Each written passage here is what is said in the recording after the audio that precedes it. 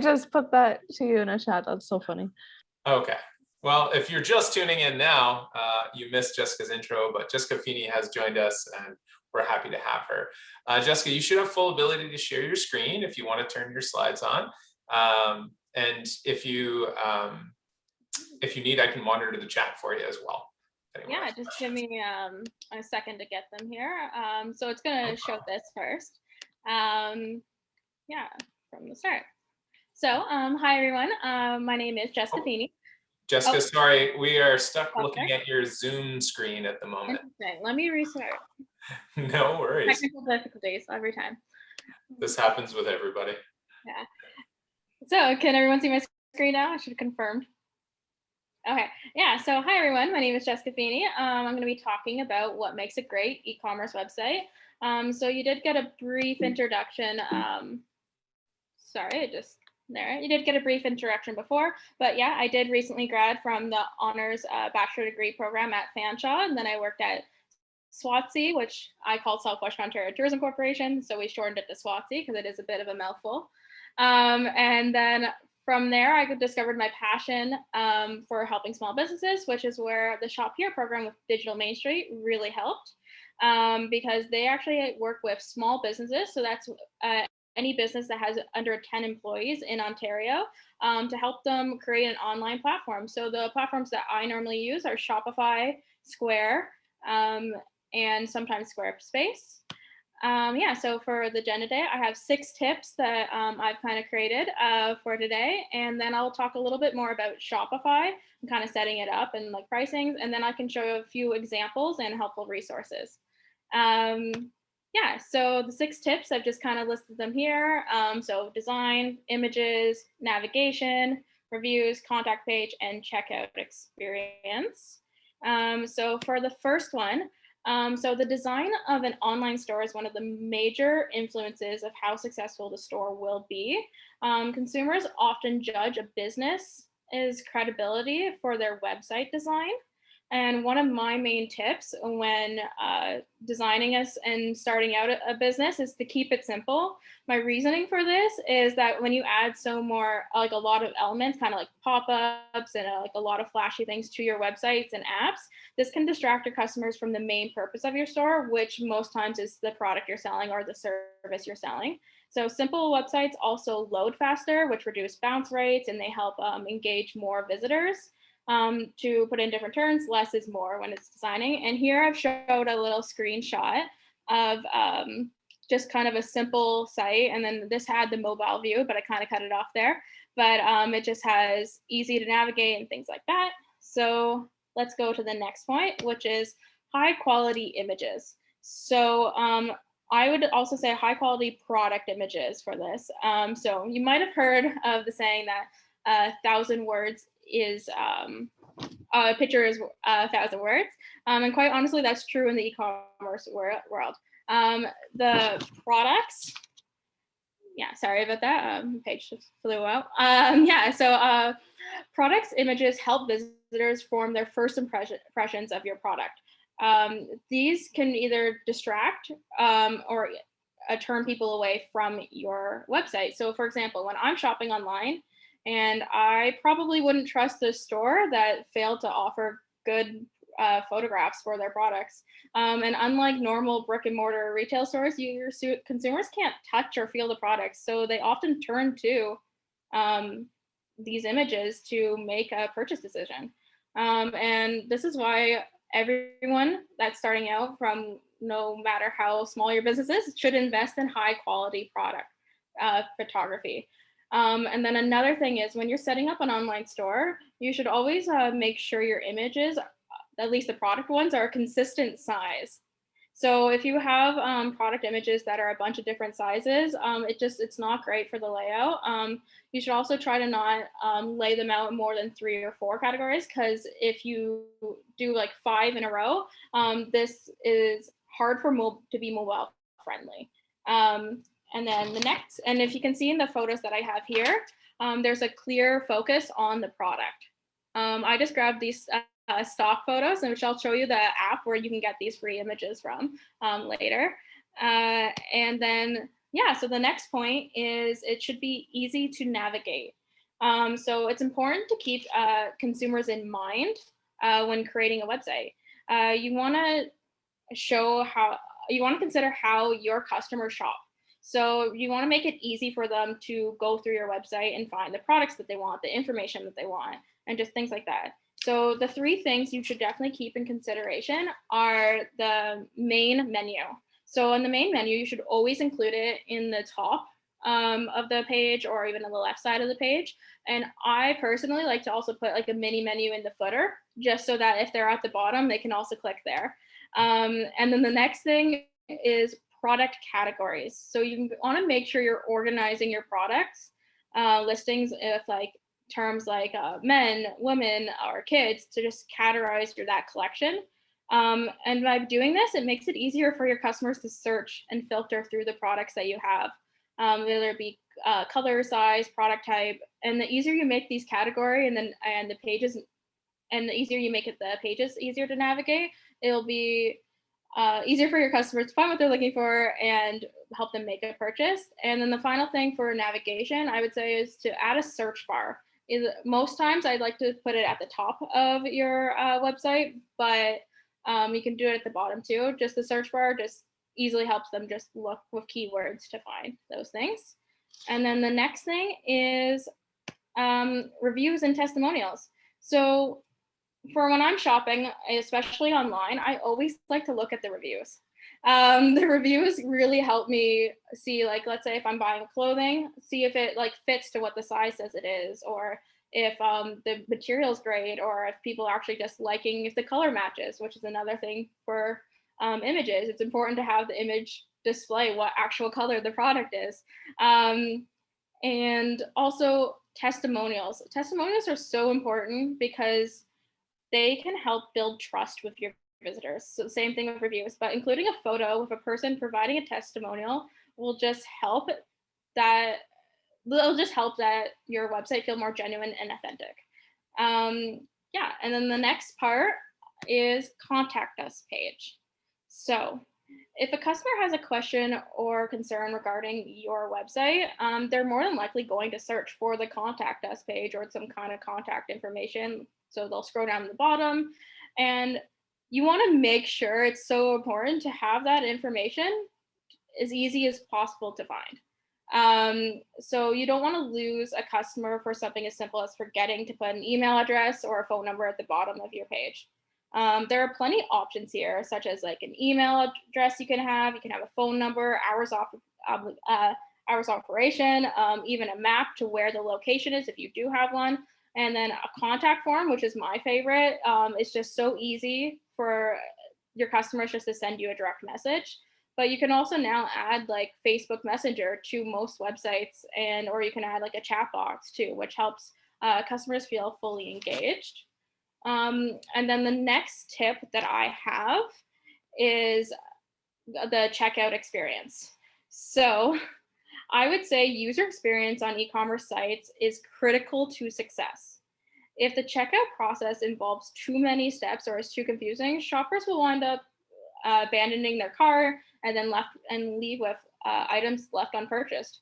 So ideally, the checkout should have a minimal number of steps and should be as easy as possible for shoppers.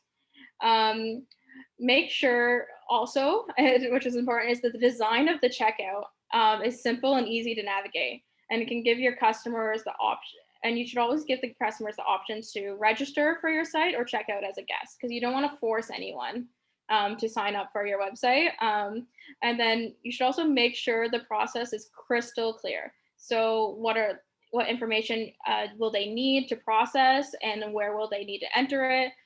Also like the different shipping options, and make sure it's clear that the cost of each option. And then you also want to point out like what to do in case there is a problem with their order, or like what is the return policy.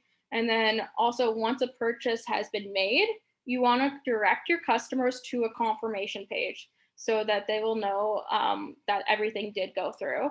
And then also for this step, it's also really effective if you just test and get feedback for your checkout experience. So if you get someone to just go through it and you just test the site, this is super important. So you make sure everything goes through, especially before you go live of a website or anything like that. Yeah, so in a nutshell, if you want people to buy from you, you just really need to make this process as simple as possible. Yeah, and so then I'm gonna go on to the next part, which is just talking about Shopify. So Shopify is a subscription-based software that allows anyone to set up an online store and sell their products. So the basic Shopify plan is $29.90 a month, and that's US dollars. Shopify tends to use themes, which I don't know if anyone is familiar with them, but the themes are kind of customizable. So if you say what your business is, if you like to sell books and stuff, they will make a recommendation to you which theme you should choose from. You can also buy themes, but the free ones work just as well. And then I'll just go to setting up a store. So these are kind of key things that I always do when I set up a store, which I can show you off screen or on the after this a little bit. So what I like to make sure I have is a logo. And then the first thing I do is I add the logo to the theme. I customize the checkout process, which I do have up on my web browser, so I can show people after we get out of my slides. And then I like to have at least one product uploaded, a collection uploaded, and a page, just so that I can kind of customize, play around, and have some content there while I'm like looking at the layout and the colors and kind of what I want to do there. I also add the meta description right away. So it's like one of the first things I do just for my marketing experience. I always like to have all the SEO and things like that just added right away. And then before I show you some example websites, I just wanted to point out some helpful resources, which Pixels, I don't know if anyone's heard of, but it has a ton of free stock images. And it also gives you access to who uploaded those photos, so you can always give them credit. And then Hashful, which is actually through Shopify, but anyone can sign up for it, it's a free logo creator. So if you're a business and you're just starting out and you don't have the funds to kind of pay for someone to create you a logo, or you don't know how to do that yourself, you go to Hatchful, you just type in your business name or even a slogan if you want, and then they also ask you a few questions, like if you want it to be like elegant or fun or like futuristic, and then it'll kind of give you a bunch of options you can select from and add. And then Canva, I use this throughout school, and I also use it now. And when I was working with Southwestern Ontario Tourism Corporation, it really, just to make Instagram posts or even Facebook posts, it just really helps with the design aspect of that. And then this online image resizer, it is through Shopify, but anyone can use it. So it gives you options to have small, medium, large photos, kind of more e-commerce friendly. You can upload 6 at a time, and they will just instantly resize those photos to be all the same, and you don't have to really do anything or play around with it. And then my favorite one here is the image color finder. So when I'm designing a site and I'm playing with colors and stuff, you can just upload an image there and then click on that image, and it will tell you what the color code is, which I find is pretty cool. But I'm gonna exit now. So let me know if you can still see my screen when I go to the internet. Can everyone still see my screen? Maybe not. We cannot at the moment. I just noticed that there's a question that came in from Abigail regarding. Oh, you can see that. I can answer the question first too. Let's see. Not sure.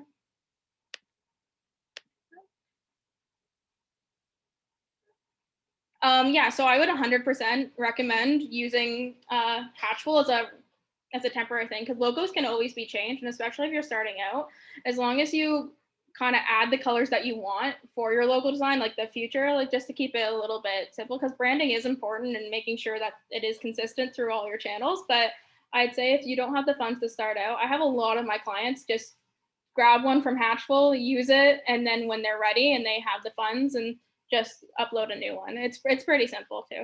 Yeah. Okay, and then they also make social media posts about too. We have a new logo, so it's a way to add more content to your channels too. True, that makes sense. Yeah. Thank you. So I have a question as well about Shopify. Yeah. So we plan to have an e-commerce store, but we're not ready to launch that yet. We just want more of like a blog function while we kind of set up our business. Mhm. So can you like kind of hide the e-commerce aspect of Shopify and then just kind of like bring it in when you need it, or? Yeah, so you could always just in the menu on Shopify, I don't know if you're too experienced with it, you would just take away your category pages and then you could add, a great thing about Shopify is the blogs. And I can actually share my screen and show you. I'm logged on to a fake site right now. I just created a draft one for this. And I can kind of show you that. Let's go here. Oh yeah, So that'd be perfect. yeah, so when you go into online store here, and then make sure you can still see my screen. I know sometimes it freezes after. When you're in navigation and you're in the menu, all you would have to do is delete the catalog and it would kind of not show it there. Even the homepage, if I want to add, so actually let's go to blog, and then you could just add your blogs and it would just show the blogs for then. And then anytime you want the catalog back, all you would have to do is go back to products, say all products, and then you can call it shop and then add those. And then also in Shopify, if anyone's considering, it's always important to save because it won't do anything if you don't save it. Yeah, and then so basically on your your store, this is just a fake one I made earlier today. It would just show those, but I didn't add the menu yet, so it probably is in a different theme, so that didn't work out there. But yeah, so you could just take off your categories and your products. Okay, perfect. Thank you. Any more questions, or I can go through still? Yeah.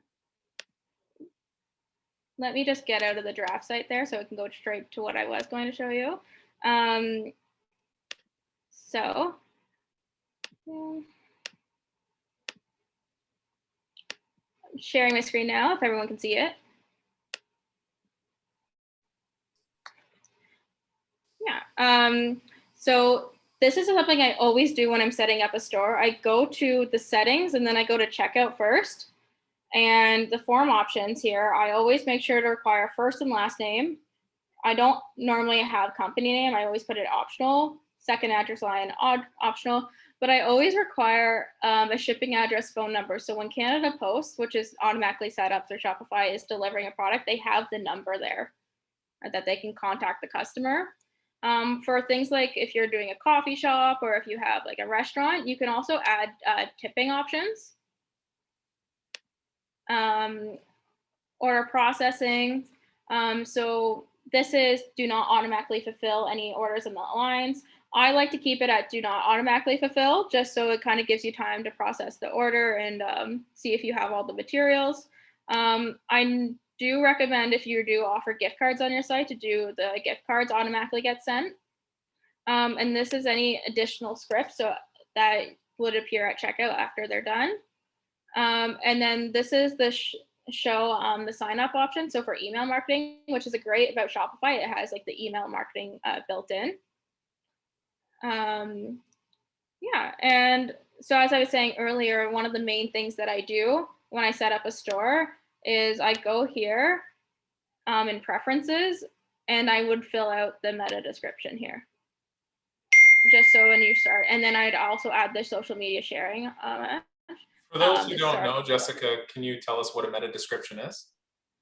Yeah, so it's just the best example I can think is if when you're typing something up on Google, like a business. So let's say I'm just looking at the thing I have right now, like Cousin Vinny's Pizza or something. So when it shows up the website there, and then it has the description under of what that website is or what that item you just searched is, that's the little description. And it also just helps you get a better ranking on like Google or I guess Bing, if people use that still. And it just helps your website be more optimizable. Yeah, I don't know if that was a good description, but in preferences also, I always add the Google Analytics code if you are signed up, or your business is. And this is also where I set up Facebook Pixel, so that helps with the tracking your users. And also for a good scenario here is the customer privacy. So in Europe, it's you have to. So if you're selling across the border, like to Europe and stuff, you have to make sure you have the options where they can click out of getting tracked. So tracking your activity on the website and stuff. For Shopify, you do have to install this little privacy banner app that will just automatically pop up for people in the UK. And then this is also for California, if you're shipping to the US or anything like that. But I can now go to some websites I have created with some clients. I got their permission to show them if anyone wants to see those. So Sure, that'd be great. Yeah, so right here is Toronto Drink Factory. So he did add a few pop-ups since I've been gone, but this is the little logo they have there. He did take out the contact information page because he didn't want that. But he does sell alcohol. So normally I did open this up early and there is an age verification, but he has, you can go to the collections here and you see how he has them all laid out. Deals, the freezies and things like that. And his homepage, you go back, he kind of features a product here. And then these are more books that he sells. This one was pretty easy to work with because he does have a lot of products. So he originally started out, he used to organize bartenders for events and parties. So during the lockdown, his business kind of went under. So he actually pivoted and started selling a bunch of products. So to make your own cocktails at home and things like that, which I found was really cool that he just picked it up and changed completely. He did have the contact us page at the bottom here. He did add a chat bot, and then this is to subscribe with his email. Another thing I didn't really mention in my presentation, but it's always important to have your policies, whether it be shipping, refund, privacy, just so that customers know what your refund policy is. And if you don't have a refund policy, let's say you're doing no refunds, it's always good to state that you don't do refunds too. And then up here, he has a search, and this is for like customers to log in if you have already logged in with them.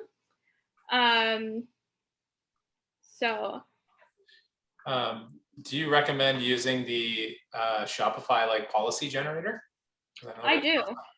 I do, but I recommend reading through it and changing it towards your policies. And anything in the brackets, you make sure you change. But if anytime you have your own policies, it's always better to add those because it actually is more, I find they're more relatable to consumers to read and stuff. Like, here's our policy. We do this. But the Shopify ones, those are a quick, easy way. They don't have a shipping policy, so you'd still have to come up with that on yourself. Sorry. Yeah, no. So you know, guys, if you are going down this route, that deal prep link we posted has like a shipping policy contract and a few other things. So anything that you might not be able to find through here, you'd be able to find there. And now the next store isn't necessarily a Shopify store. It's a Square store that I made, but I like to display this one because she is an artist in Toronto, and she just recently, this just went live about last month, and she creates the coolest designs here. And the way we got to lay these out, it's not normal for how it is, but she really laid them out simplistic. Didn't want any words. She kind of wanted people to explore the art on themselves. That's what she described it as. But we have the contact form here. And I love that she added it to the top there, so it's easy for people to find. Has the policies below, and then she linked her social medias down here. And then in the shop, as I was mentioning, she did list them by her categories and then listed them all here. But if you want to click for things like the life drawings, they just show up like this and stuff. Yeah, it's a very simple website, and it's already, she's doing really well from what I've heard from her recently. Yeah. And the search bar, of course, is added up there. No. And another thing I can help if anyone's going through the Shopify thing, I make this for all my clients. And it is just a graphic that it links you to the help center. It links to helpful blogs and marketing stuff. If you guys wanted me to send this over, I can. And it's just things like adding products. So and this is actually where you get free courses online from Well, Shopify. we're still stuck on that other website you were on there. Oh, stop. Yeah, it does that sometimes. I'm too used to this. Yeah, so this here is what I send my clients, and I made this quickly for them so that if there's anything they need help with later when I'm gone, they can just click here and find out. The courses are actually pretty helpful if you really want to learn about certain things, and they're always free. And then the help center is great because that's where you can ask the questions and stuff on your Shopify. Yeah, and that is yeah, that is the presentation. Oh, and I see the raised hand now. In the resources there, so I've got a vegan and gluten-free bakery right now, which eventually would love to have a physical location. But right now I'm just doing like deliveries and pickups. And because I'm constantly changing the products I'm offering, does it go over sort of like how to add products and then remove products so that people are only ordering like what would currently be available? Yeah, so a great thing about I guess if you are going with Shopify, I can just go in the products here. I'm gonna leave this page. When you add a product, it allows you to say like if there's an inventory, and I know if you're actually doing food, you probably uploaded an inventory app. Okay. So this over here allows you to keep track of your inventory if you only had like 6 left for the day or things like that. I don't have a food app uploaded right now to this site, so I can't necessarily show you kind of what they do, but they normally will say like, you can also add messages saying like, oh, we only have this many left, and then people can either buy them, and then when you're sold out of that inventory, you can also still display that, but with a sold out message. Okay. So that people know that you still offer that maybe at a later time, or if you're not going to offer it anymore, you would just delete the product. Right. Yeah. So right now I just take all my orders through emails and I just bake. It's not like I bake ahead of time. Like I bake what has been ordered. So, and would there be like a way to sort of print off maybe like a spreadsheet or something like that says, 10 banana breads were ordered, 15 cupcakes were ordered, like that sort of thing. So I know what I'm going into the kitchen with. Yeah, so at least on Shopify, if the people have ordered, you should see it on your orders page. Oh, okay, amazing. Yeah, so I can't really show you an orders page because you need to be signed up and select a plan. This is just the free trial that I have here. Okay. People when I'm showing them how to use. Yep. And it also shows like draft orders and things like that. Okay, perfect. Thank you. Okay, and next question. Oh, I think that might be me. I have a bunch of questions, so I don't want to monopolize this, but can you, I'm not really familiar with Digital Main Street. Like, can you describe like if there are any, like what the eligibility requirements are, or like a little bit more about that? And then my other question is, we would have like a physical store as well as an e-commerce store. So is there like a difference between Shopify or Squarespace? Like, would one be better for us, or like what are the differences between the two? So Squarespace, I know they just recently started their e-commerce side, but I would say Shopify is, I always recommend Shopify when I am recommending to people, because it is very easy to use and user friendly. But if you want it to be more design and like less restricted to the themes that they offer, I would say Square, not Squarespace, would be better for that. I know that's kind of confusing that there's Square and Squarespace, but just because Square also kind of provides what Shopify has, it's just a little bit more designer friendly. Oh, I didn't even realize Square and Squarespace were different things. Okay, so Yeah. is Square is the thing with the like you can pay like the little payment? Yeah, it is. thing? Yeah, so they just recently acquired Weebly too, so I don't know what that change is going to be like. So. Hopefully it makes Weebly better, because Yeah. Weebly is terrible.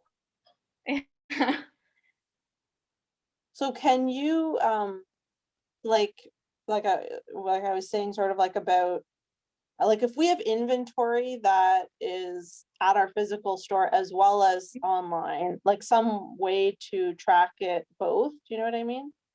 Yeah, so what I've seen people do before is when they're tracking, you can actually upload all your inventory and you can import, oops, sorry, I went to products. I'm gonna share my screen in a second once I get it up.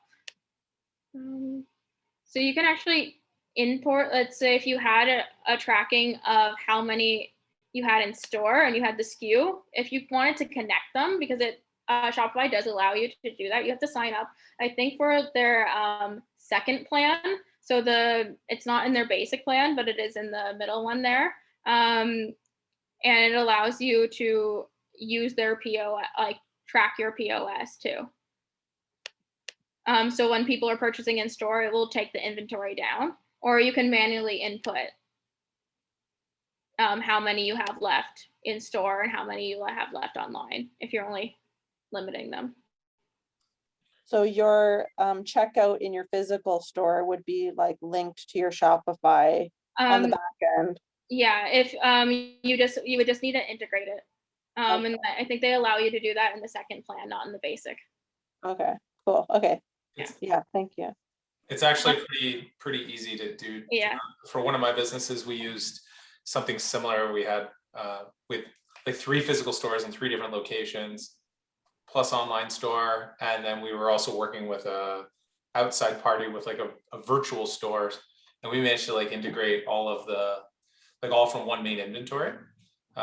Once it was set up, actually, yeah, it was pretty flawless as long as everybody was on the same POS. That was the key. If someone decides to dip away from the POS or decides to take cash, that's where it got a little tricky. Yeah, it just became more of an employee monitoring than anything else. But yeah, it wasn't very hard to set up actually. And we used a mix of Shopify and Square actually. So. And then in terms of Digital Main Street, so unfortunately they have announced that the program is ending June 30th. So I don't believe we're taking signups anymore, but you would have to go to the website to see if their organic searches are still allowing for signups. They have announced that they're going to be ending a few times before. It just relies on funding from the government. So I don't know, they could open or not. I have found a new job, so I will be starting somewhere else on the 21st. So. I'm glad you found a new job, Jessica. Yeah, at Fanshawe. So, oh, congratulations. Yeah. What department? International office. Oh, very cool. Very cool. Well, welcome to the team. When do you start? the 21st. Yeah. Amazing. Amazing. Well, with the Digital Main Street program ending, I'm happy to announce, guys, I just had a long conversation today with Shopify. And Leap Junction has actually been accepted into their open learning platform. So we'll be able to offer you guys free Shopify stores for 1 year, starting towards the end of this month. I'm just waiting for everything to kind of get sorted out on their end. So if you haven't already created your store, we'll definitely be able to help onboard you and facilitate that. And you guys will be the first group to get access. So. And that's an amazing offer, the first year free. So yeah. You will have to pay for transaction fees, and if you add any third-party softwares, things like that. But yeah, there's no Shopify service fee. Okay. And I guess Brittany. Yeah, hi. So we've been using Shopify for about like 2 months now. We switched from Wix, and one question that I had is do you have any recommendations for if we want to do changes to the theme, like custom things, but like that are either like one-offs, kind of like for finding like a Shopify expert or someone that can change that coding? How you get connected with someone that can do that? So in the Shopify Help Center, I believe everyone gets a 60-minute free training session with a Shopify expert. They offer that to every business. But what I would recommend is reaching out on the Help Center, what your direct question is and what coding you want. So then you can really utilize that free 60 minutes and they can just do the extra code for you. But I would say you could also look online, because I know I have found in times like adding like certain things, like adding tabs to product pages. I've been able to find a code that works for me and I can just do the basics of it. I'm not the greatest coder, but I know a little bit. But that would be on the Help Center, which you should have access to if you just type in Shopify Help Center, or if I can send the file in the group chat here for the My Shopify resource, which links to that. Okay.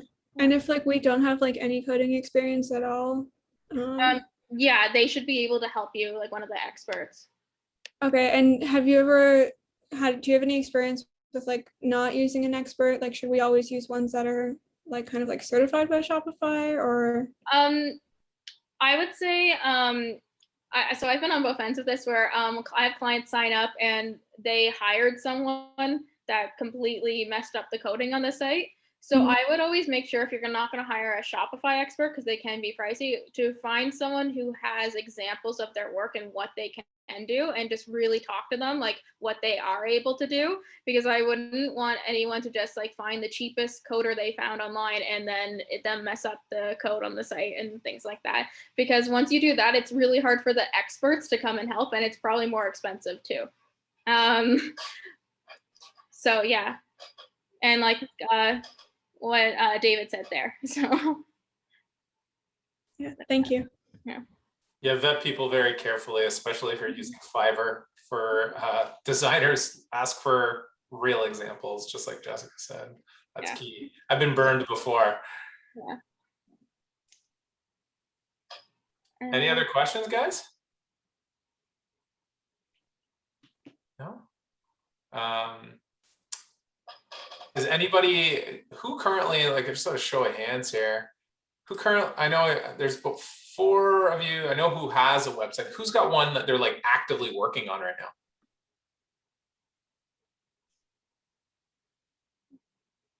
Okay. And then who's planning on launching theirs in the next like 3 months? Brooke, you already have yours, but redeveloping. Cecilia. Okay.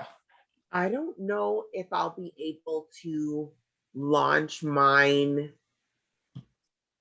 if I want to launch it before I have the products developed. So that's my sort of issue on the timeline of my website.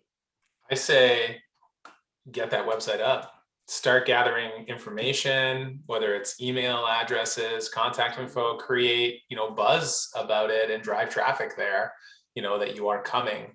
Obviously you don't want to do it too soon. If it's 2 years away, that's a little bit different, but at least 6 months out, I think is safe. How do you feel, Jessica? And then it also gives you the opportunity to get people on your website and signing up, as you said, but also then once you add the products, you can build up hype, like they're going to be available on Monday or something like that, on your Instagram or pre-orders, that kind of thing. Yeah. I feel like I may want to wait till I at least have the prototypes of the products, just because I feel like that will align with a realistic timeline of when I can actually launch.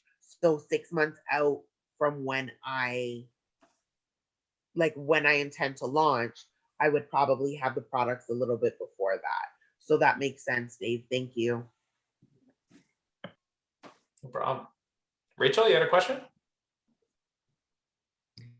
Yeah, I just thought of a question with regards to emails. So I don't have a business email yet. Is that something like I see people that have emails at like their website. Is that something you can do through Shopify? I Or how do haven't. people do that? I believe so. I've had clients that actually just contact, like they just go on Microsoft or even Google domains, and then you can actually just buy like 5 email domains, and it's just like through a Oh, okay, I didn't know that. email enroll, but you can say like at yourbusiness.com instead. Yeah, there's a ton of email hosts out there. It'll depend on how, and like you can always do redirects. Like if you're a big Gmail person, but you don't want to pay for like their premium service like Google Workspace, you can do redirects and have everything go through. It just depends on like how you want to do your client correspondence. But if you're pretty savvy, yeah, there's like super cheap email hosts out there, and email clients that you can use. Very simple site. I could walk you through that, Rachel, if you like. It's pretty easy. Okay. And then Brooke. I had a question about the product photos that you were talking about. I was wondering if you recommend having the same photo and then I sell candles, sorry. So like, would I Photoshop the label on them for the best overall look, or should I take a separate photo in like with like a different background? I'm wondering if you recommend one way or the other. I recommend keeping them consistent. Okay. Like the background consistent on all of them. But it also goes with the design of your site. So like if you do have kind of more unique ones, like if the collection is a certain color, like you could just do like all like dark backgrounds because it's that collection, like the spring one, and you have pink backgrounds or things like that. That's a cool way to do those. But definitely keeping them the same size. And if you're good at Photoshop, I would definitely recommend adding, you can change the labels there, but if you're just new at it, I would say maybe not, because people might not think of it as trustworthy if they can the labels kind of mistakes and things like that. Thank you so much. Yeah. Tracy?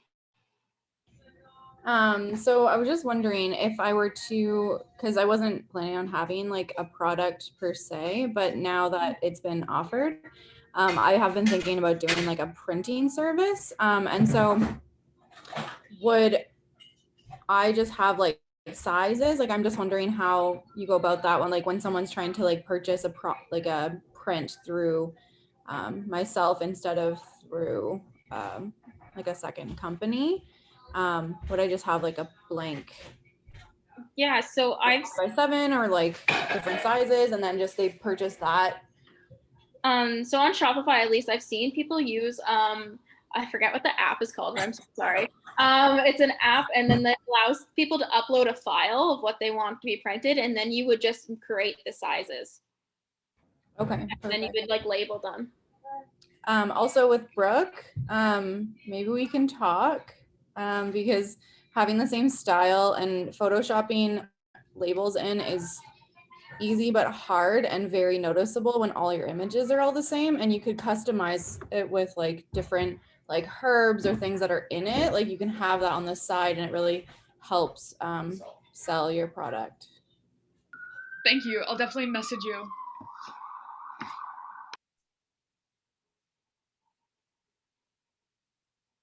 Okay, and Cecilia, sorry if I said that wrong.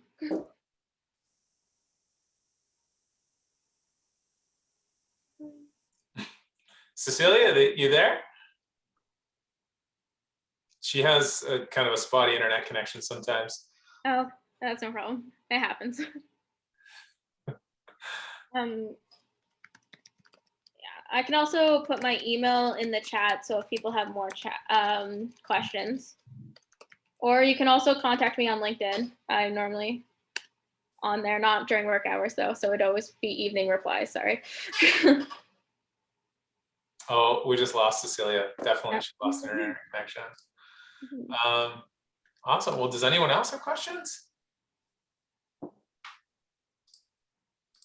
That's good. Awesome. Well, thank you so much, Jessica, for joining us today. Tons of great info, and happy to hear that you're joining the Fanshawe team. It's always, just so you know, Jenny Baxter that you see on here too, she's a fellow Fanshawe Leap Junction member as well. So Eventually when we get back to the office, we'll have to pop over and see each other. So, but thank you for joining us today. Thanks for all the information and that cool resource document. I'll make sure we, if anyone missed it, we'll put it up on FOL for you guys as well. Let's give Jessica the Leap Junction wave, everybody. Thank you so much for joining us. Right. And hopefully we'll see you soon. Yeah. All right. Have a good day, everyone. You as well. Cecilia, oh, you made it back. Did you have a question? I did, about the Shopify account. I'm just wondering if we already have one. Is it still free? So yeah, I was informed today that if your shop is active already, it cannot be retroactively applied. However, if you wanted to make a new one, you could apply for it. So you'd have to basically rebuild your website under this platform to get the free year. But the full details, as I said, will come out to me in the next little bit. They're trying to figure out how it's going to roll out. Now, since you all right now have an active FOL account, you will need, they're going to need a way to qualify your affiliation. So that's going to come out too. So I'll give you guys more details as they become available. But yeah, excited to be able to bring that option to everybody. So once I get more info and I get something official, I'll send everybody a PDF kind of with all the details. Dave? Yes. If I'm days away from signing up for my Shopify store, should I hold off? Yeah. Okay. Yeah, give me a week. Is that okay? Okay. Once I'm hoping to get an email from them by the end of the day. But if I don't hear anything by Wednesday next week, just ask me again and I'll give you an update. Because as far as I was assuming, it was going to be as easy as us. Once they fully activate it on their end, basically they just need your email address, and then we can get you hooked in. So, but yeah, give me 1 week, and I'll circle back with that with you. Okay. Awesome. Thank you. Cool. Okay, so we now have. We're going to switch gears a little bit because we kind of have Sergey joining us at wrong day. 1 second. That's Tuesday next week. Sergey is joining us at 2:30. So we have Brag and Drag kind of in the middle. And one of our past leapers from last year, Serge, is going to be joining us. He should be arriving in the next 3 minutes. So if you need a little bathroom break or body break, sorry, now's the time to take it. If you want to hang around for a sec and chat around web design, I'm happy to do that as well. And if you want to talk privately about your websites and stuff too, Jenny and I both have a bit of experience there, so we're happy to help out where we can. I'm pretty well versed in WordPress, but also Wix and Squarespace, but Shopify is a little newer to me from the design side, but I do understand the back end pretty well. So cool. I also put on FOL, there's some web design resources up there, definitely just some stuff around e-commerce, and then I'll be putting some more stuff around UX and UI for just great user experience over the next week. So yeah, the web design tab is under additional resources, so you'll see that there. But definitely, if you're really interested in what makes a great customer experience and you've got questions, Sergey is going to be the guy to ask. He is a UI stands for user interface, a UI and UX stands for user experience. He is both a UI and UX expert with a ton of experience there and all sorts of different industries. So ask questions. If you want to know how to generate more sales on your website, or generate more leads, generate more business, what makes a good experience, what's bad, he's just the guy to ask big time because he's kind of seen it all. Cool. So take 2 minutes and come on back and we'll have a chat with Serge. Hi guys. Hello. Hi. How you guys doing?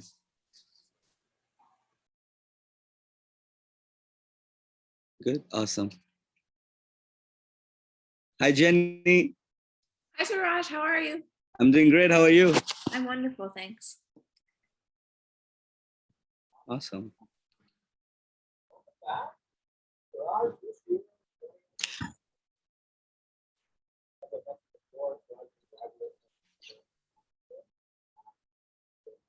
Is there something wrong with my speaker? I can't hear you guys. Oh, no. I think it's his mic. I don't think it's your speaker.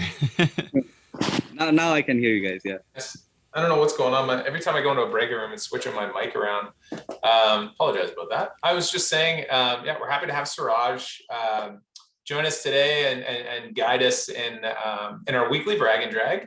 Serge, not long ago, was just like you guys, a participant in Leap In from last year, and definitely stoked to have him here and hear about what he's been up to since Leap In last year and where things are going and what the near future with Taxably looks like. So Serge, take it away, buddy. Tell us what's up. Awesome. Well, yeah, my name is Serge. I got the opportunity to work with Leap Junction and got accepted into the Leap Accelerator last year. As you can tell, I have an accent, so I'm an international student over here, and it was such a great opportunity for me to get into the Leap Junction and the Leap Accelerator program, and which really helped me to know more people which are working in the same, have a similar mindset, have similar goals, and as all of you know, that entrepreneurship can be a little lonely at times. So it was such a great experience for me to meet like-minded peoples, and people like Jenny, David, and Kelsey helped us out to connect with people as well, even after the accelerator program was done. Such a great, and I hope you guys are enjoying it and you'll find a lot of value from it as well. A little bit about myself. So I'm the co-founder of Taxably. We are a tech-based accounting firm. We're based on a paperless approach. Our mission is to introduce innovative ways to make taxes and accounting easier, faster, and affordable for people through technology and best-in-class customer service, of course. We also focus on newcomers who are coming into Canada and educating them with personal finances as well as their accounting, so that the next personal decision, that next financial decision that they take is a much more educated one. So yeah, that's where we work at. That's basically it. That's what we do over here. And how are things going in the business? Things are going great. Yeah. So last year was our first year in business when we opened our doors for our office, and 2 weeks later we had to shut down everything because of COVID. And that was such an experience, I'm sure, for everyone out there. And but luckily for us, because we were, even before COVID hit us, we were planning to go online with most of our things so that we can reach people online. So that gave us, we definitely couldn't see the potential last year because of, everything was so new, doing everything online was so new for people as well as for us. But this year we do see value in what we are doing, and we are able to help people from across Canada, even some people, we have clients from Australia, Ireland as well. So that helps us to connect with them very easily, instead of meeting face to face. Now we have the the Zoom culture among us, so which is great. It's a little bit less busy for us right now. We are working mostly on business returns and people who are coming into Canada or going out of Canada. Those are our main clients right now. I see Mazi over here, and I see I recognize her, and we work with Mazi as well. I hope you got a good return.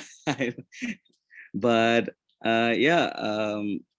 I'm so thrilled that you guys are able to join here, and such a great group of people, and you'll be able to get so much value out of this. So good luck, guys. Serge, I'm curious to hear, as things open up, are you and your partner going to be staying with being completely online, or will you be moving back to having those in-person meetings? So we had a lot of in-person meetings this year, but all of them were on Zoom. So we found out that even people wants to meet us face to face, but they don't really want to risk because of COVID. So our clients are usually more better off. They're also more happy with this online thing, how they're going on. We do plan to have an office just because if we need more people, if they want to come see face to face. But on our approach, how we are reaching out people is much more easier for us as well as for people who can connect with us any time of the day, whenever they are free, rather than setting an appointment, traveling all the way here to there. It just saves time and money for all of us. Awesome. Serge, any tips for these entrepreneurs, like one piece of advice as they are, beginning their entrepreneurial journeys? I'm putting you on the spot. I mean, I need some advice as well, so but no, I would say, at least in my case, I would don't be disheartened. Like most of the things, we are so used to getting, feedback or something in return. Like, what's it called? Like if we upload a picture on Instagram or something, within the next 10 minutes, 15 people like us. So it takes time. I have realized that in my case, I used to be very impatient. So I understood that how things take time and it happens slowly. As long as you do your work, as long as you're giving your 100%, it's bound to happen. That's great advice, Serge.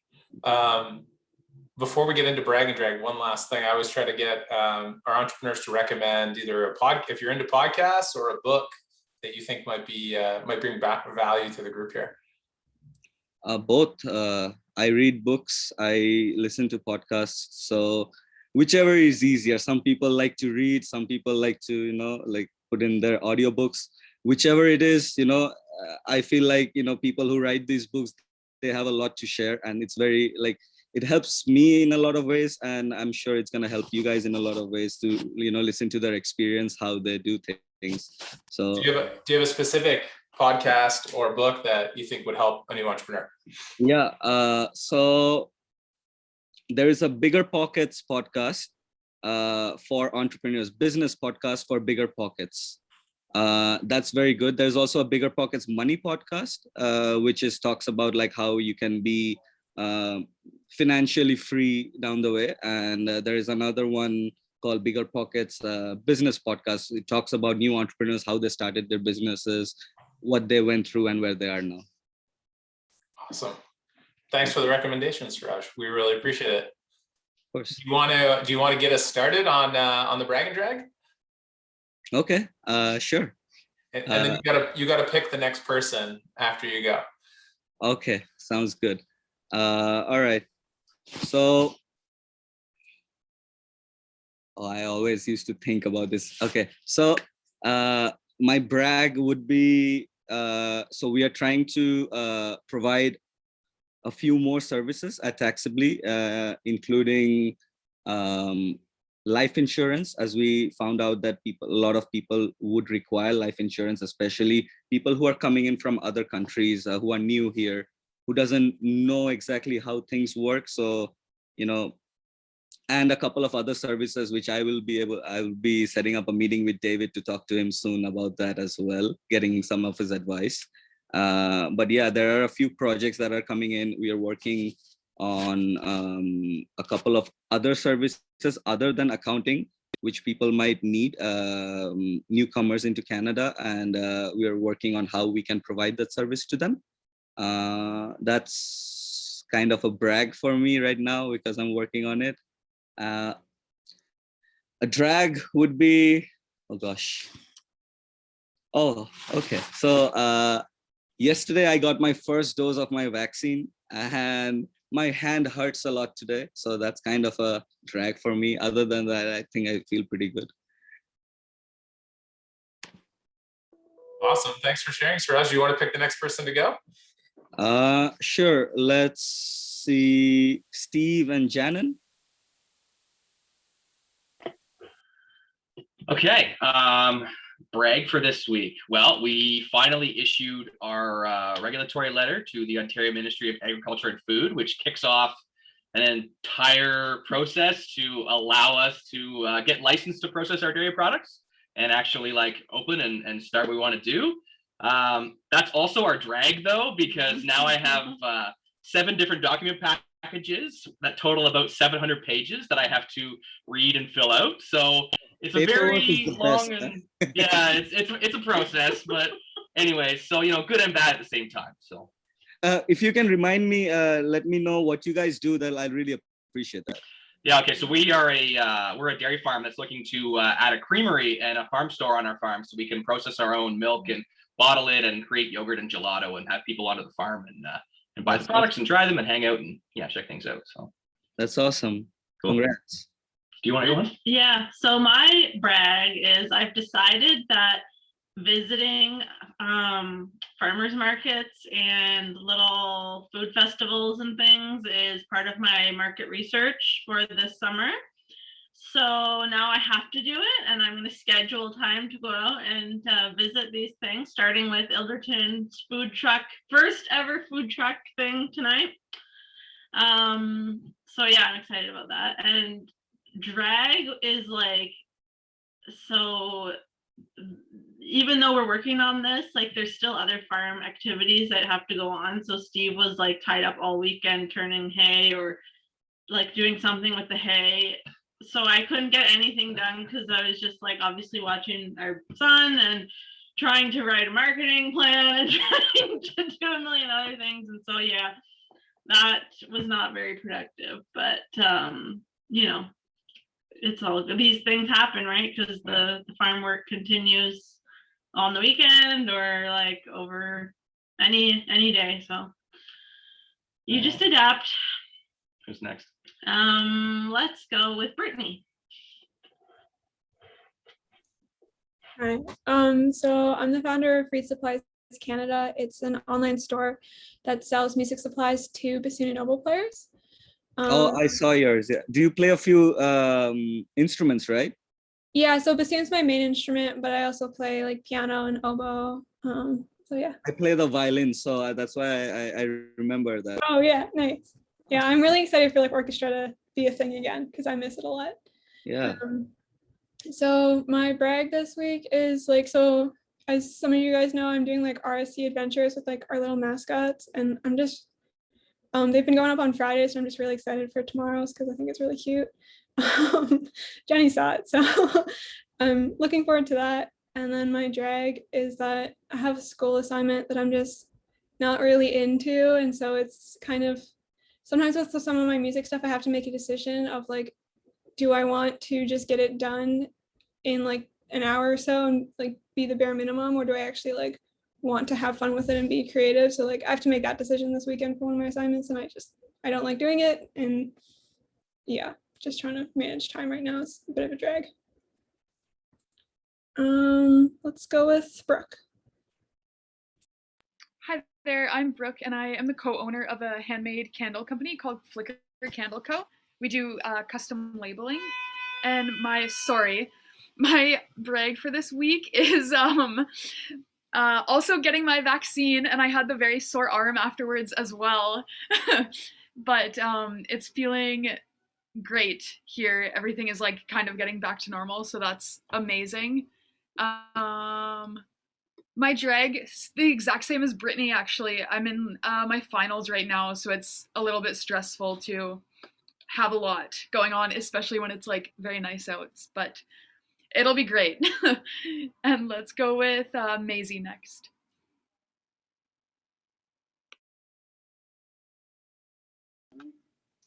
Hi, I'm starting Pencil Cat Distribution, which is an order fulfillment and store management service for illustrators and creators like myself. So my drag for this week is for like my own store and art, merchandise, everything. A manufacturer I was really excited about working with pulled out because I guess my product was too complicated. So that's a bummer. But I guess my brag is that I worked out a date with one of my clients when I'll be getting his merchandise. So that'll be my first client I'll actually have merchandise for and everything. So that's pretty great. Ashley. It's very exciting, Macy. All right, so I guess my brag for the week, it's kind of been a low-key week for me. I just got back from a really awesome trip out west, so that was really good for me. I really needed to kind of get out of my environment and just, yeah, kind of focus on myself for a couple days. So Alberta and BC, it was very, very beautiful. We got to go to a couple different little places, hiked a bunch of mountains and saw lots of wildlife. So that was pretty cool. Drag for the week. I think just I'm feeling super overwhelmed that there's not enough time to complete everything. Leap and business stuff and family stuff, and kids are still home with school and all that kind of stuff. So just feeling like I'm dropping a lot of balls. Who's next? And Rachel, you're next up on my screen. Hi, Serge. Thanks for joining us. I'm Rachel, and I have an online shop selling apparel and home goods, specifically with relatable messages for dog owners. So this week I shared with a couple people, I think that was yesterday, that I had a logo finalized, hopefully this week. And I'll show it to you guys if you can see. That's what it is. Looks awesome. Looks awesome. Yeah. So I've been waiting on that for a long time. So seeing it come together has been really good. And it's just been a busy week. I met with Kim to do our surveys this week, and then I met with the marketing and graphic design students yesterday. So feeling like Ashley, there's a lot going on right now, but in the long run, it's all going to be worth it. Yeah, not really much of a drag. It's just been busy, but it's been going pretty smoothly. Aside from that, just in our community, I think it's been a bit of an emotional week for everybody, but yeah, I don't really know what to say about that, but it's just been on my mind a lot. So that's all. Let's hear from Dave. Thanks, Rachel. Let's see. Well, I think I'll start with my brag. So my brag is that this is always hard. I get put on the spot. I like going last because I have lots of time to think about it. My brag is that I'm going golfing for a first round of golf this Saturday with 3 buddies. So that should be really fun. Looking forward to that. And we have Golf Pro. Actually, I've never had a golf lesson before. I'm very new to golf, like in the last year. So with not being able to wakeboard all the time anymore, I needed something else to do that is an expensive hobby. So, golf became the natural choice. It's stupid how expensive these dumb sports I enjoy are. But so I'm actually looking forward to a lesson and actually be able to try to maybe lose less than 40 balls when I go and play. So that'd be cool. So looking forward to that. My drag is a little bit, I guess, kind of like what Rachel was saying. This has been community-wise, client-wise, there's just been a big week. In fact, past 2 weeks, we had one of our good clients passed away from COVID last week, which is very unfortunate.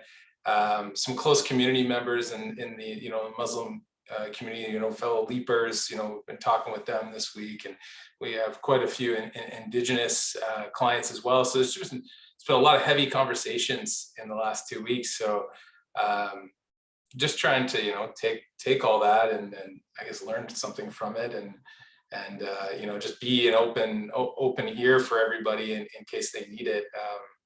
So yeah, it's been a heavy like past 14 days. Definitely, if you guys need to chat, if you guys need support as well, I just want to put it out there. There is services available through us, so definitely reach out if you need that. So, and I'm gonna pick Cecilia as the next person to go.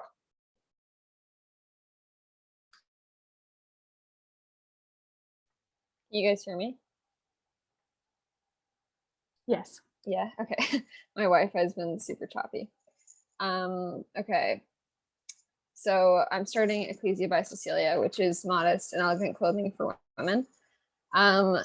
My drag this week, I think just the same as all of you. It's just been really difficult emotionally with all the crap happening in the world.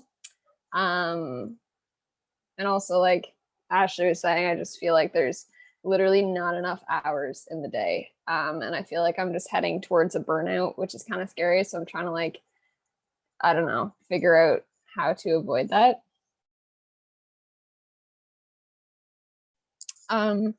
My breath is that I think I'm at the point of needing to hire someone, which is cool, but also kind of scary. Okay, who hasn't gone yet? Let's see. Tracy, Tracy, Josh, yeah.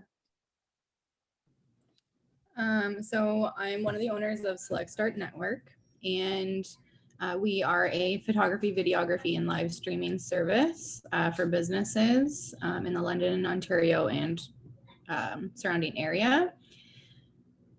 My drag, let's start with the drag because that one sucks. So we're not sleeping. Our child has decided to be a chicken, like a rotisserie chicken at night, and he will not settle except for the first 3 hours, which I'm trying to get my oldest to sleep and try and do the business stuff. And he doesn't sleep during the day. And then that coupled with all the stuff going on with the world, I've been really an emotional mess, if we're being honest. That's the drag. The brag is that everything seems to be kind of lining up, and I have a zillion things going on in my head, but everything's kind of coming together somehow. And we've got some clients. I'm kind of putting together some I was supposed to do the promotional stuff last weekend. Okay, guys, I know, but I didn't get that done. But I'm putting it all together, and I'm getting the words right, I guess. So yeah. That's good. So I've got a couple people in the works. That's my brag. And I guess Josh will go next. Hello. Sorry, my camera's off. I'm just eating. But okay, so my drag, I like to start with the drag, is Haley, my first mower. Her weed whacker broke, so I'm on Rona's website right now looking for another one. So nothing too bad. But a brag, I'm not sure if I told you guys about this a while ago, but she gave me this genius idea when I saw her riding around with her mower in a trailer being pulled behind her bicycle. So a mower and a weed whacker fitting in a little trailer, like a little bicycle trailer. It's just genius, and it would look great, So I wanted to work with that a little bit, and I ordered a bunch of different types of trailers, and have returned a lot of them, and now I just have I had my idea ready to go and how I'm gonna fit the mower in there, and I just got all the parts in during this call, so it's pretty exciting. So I'm gonna be putting that together and see if I can get all the other students with their own trailers behind their bikes and their own mowers and all that stuff. So it's pretty exciting stuff. Josh, I saw someone with some serious pro weed whacker moves today when I looked out my window. The guys were cutting this big open grass area. He was he's on the riding lawnmower with the weed whacker going 5 miles an hour and just I don't know how accurate it was. But he was flying. I was like, oh, That sounds very efficient, but I would probably rule against that for a safety issue. Probably not a and good idea. yeah, and quality, but you know, hats off for the innovation, right? That's what I thought. I'm like, if that was my lawn, I probably wouldn't want it, but yeah, for sure. Exactly. What happened with your quality assurance supervisor there, Josh? I can't afford to pay him, so we're not moving forward. But it was a big compliment, you know, having somebody who's interested in working, who went from a client to like wanting to be a member. So yeah, it didn't go through, but you know, we're still gonna be in contact and everything. It'll be great. But yeah, so that's it for me. Did I miss anybody, or am I the very last person to go? Oh, okay, Abby. Okay, hi guys. I'm Abby, and I'm the founder of Cleana Hair Care.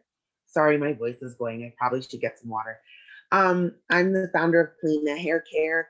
It's a vegan product line for Black hair care consumers who are socially and environmentally conscious. And this week has been interesting.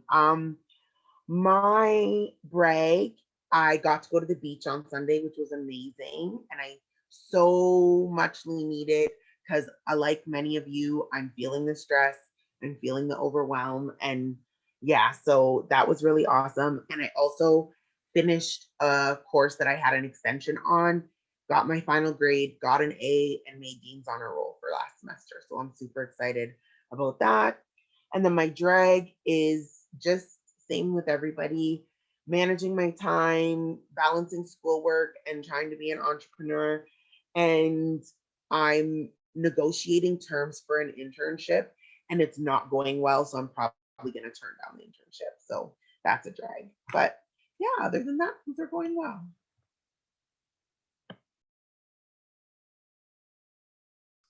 You're the last one, Abby? Yep. Awesome.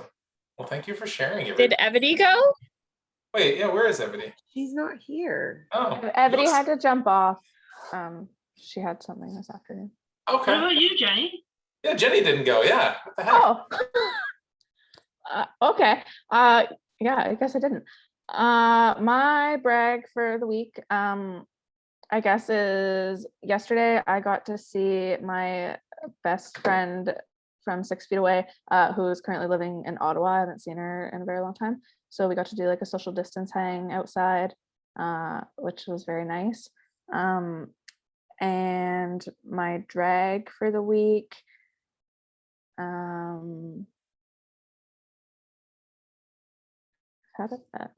I don't know.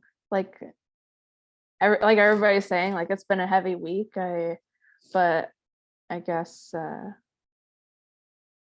don't know. I'm all about the good right now. I don't want to do a drag. We're gonna end it on a happy note. So let's just do that. I like it, Jenny. I like it. No negativity at the end. Awesome. Well, thank you everybody for sharing. Always nice to hear the good things and the things that are bugging you. We have our next speaker in the waiting room at the moment, and I want to give you all, do you need a little bit of a break in between? Does anyone need a body break? Want to take a break, or give me thumbs up if you want to just keep going. Yeah. I could use a little bit of a break. Oh, it seems like I'm being overruled, so never mind. No, we can take a minute. Yeah, Josh, yeah, go for it. Take 2 minutes. We'll let Sergey get settled. Serge, if you do want to stick around, our next speaker is a UX and UI specialist. So he's going to be talking around UX that drives business results. You're more than welcome to stick around. But if you have to go and get back to your workday, feel free to do so. But we want to thank you for joining us and sharing, a bit about what's going on with you and listening to everybody here. Serge is definitely one of our networking kings at Leap Junction. You want to know how to make connections, Serge is the guy to talk to. Like he is relentless with networking, and I think it's a key skill to certainly have. And it does, bring a lot of results. So if you want to connect with Serge, I know he'd be happy to do so. So Serge, if you want to shoot us your contact info in the chat for everybody, I think that'd be really helpful. I'll put my email in so that you guys can reach me out.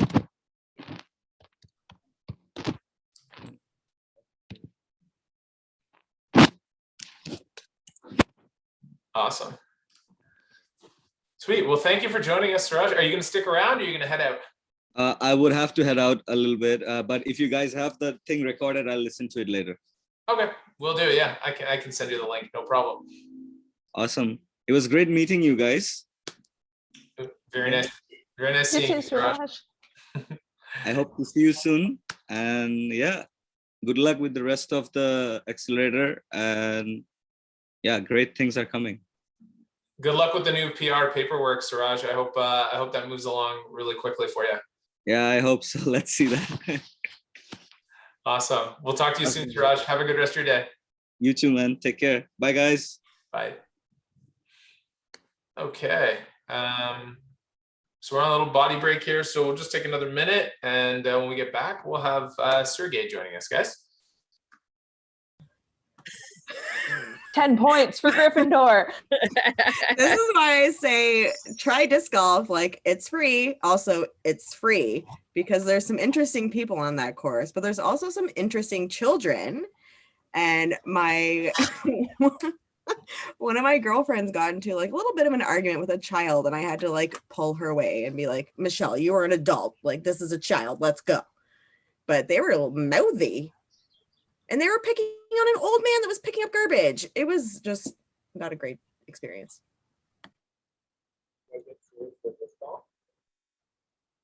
Oh, you got to switch your mic, Dave. You're in a fishbowl again. Sorry, guys. I don't know why it does that when I go in the break rooms. Anyways, I was saying, it sounds like a heated disc golf conversation out here.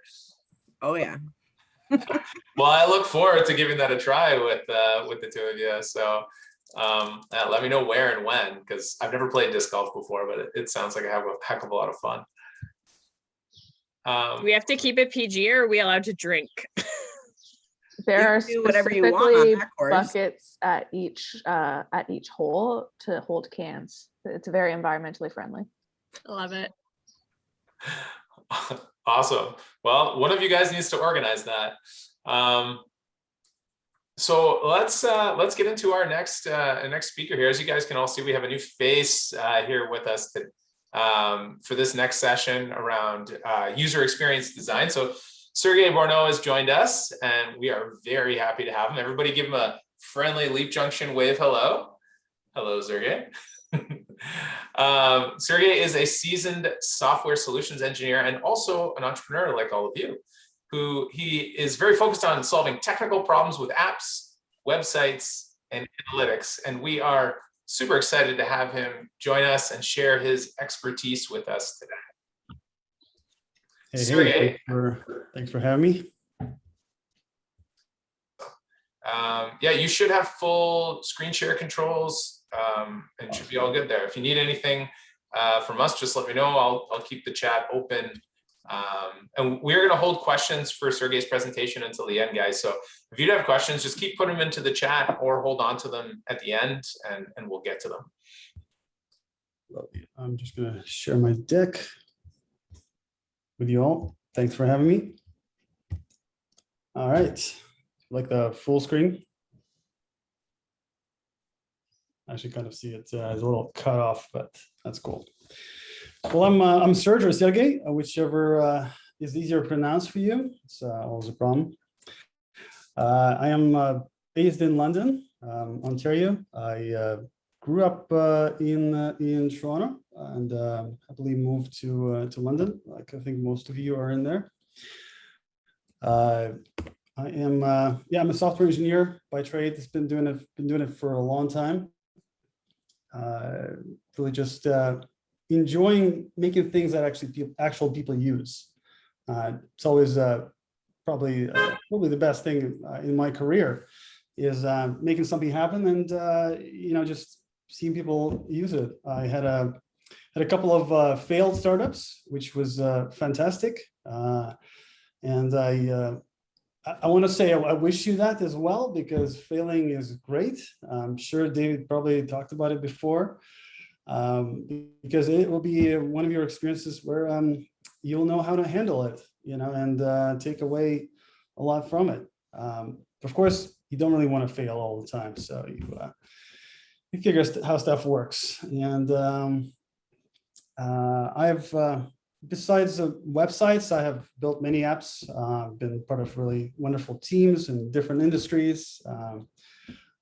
Yes, and I've succeeded a bit too. So that's good. Probably why I'm invited to speak to you. So we'll be talking about this stuff called UX, which is user experience. We'll be talking about how can we help you present your products, your offer, your service better. You might have already know some of the things I'll go over, but maybe some things you don't. And we'll talk about the value of receiving input, meaning collecting information, whether it's from analytics or from actual people. We'll talk about accessibility. It's definitely a huge topic on its own. And obviously I won't be able to go over everything surrounding it, but I'll do my best to give you some of the pointers there. We'll talk about how to work with a designer, as well as some of the tools and other tips. So what makes high quality web? Also, I know we're focusing a little bit on the web, but I do apply some of the same points and tips to apps as well. If, for example, you're planning to design or build an app for your company or your product, you can definitely have the same takeaways from our conversation tonight. So what does it mean to manage expectations? It's a little strange perhaps sounding, but what it means is you expect a person to understand what your product is about, what your service is about, within essentially a few seconds of showing them your content. And that's a heck of a tall order. So this is something for you just simply keep in mind. If I were to flash a web page, a page in front of you, well, you've only had a few seconds, but you want to get an idea of what that was about. What does it give me? What is it asking me to do? And the same approach you want to take when you're designing your front page, even your FAQ page, your about page, even your career page that you're making for your website, because one day you might be hiring someone. You want to relay what you're asking of them, whether it's to sign up for your blog, whether it's to buy your product, whether it's simply a blog that you want to promote of yours. You're obviously selling your content. Considering your audience is quite important. It's almost like stepping out of your comfort zone and imagining yourself being someone else, and imagining, well, what would it look like if someone landed on your webpage from an ad, and what could they understand? What is it that from your website they will understand you're offering and what you're asking them to do.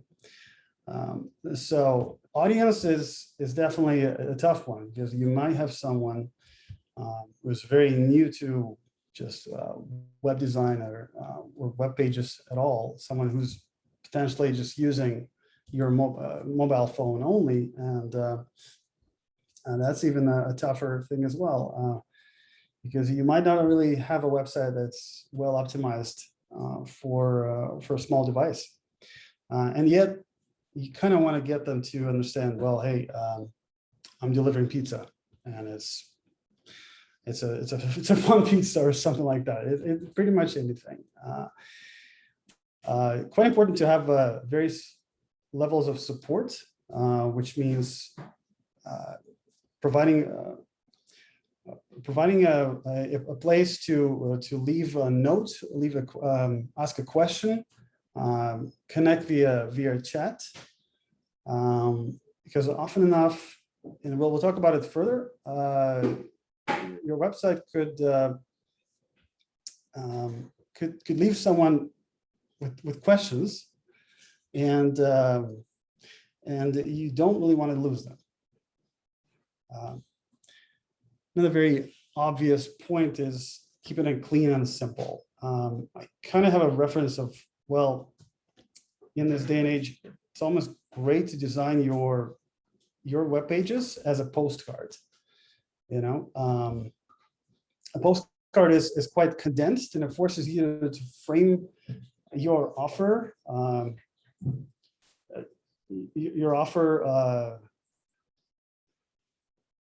Excuse me.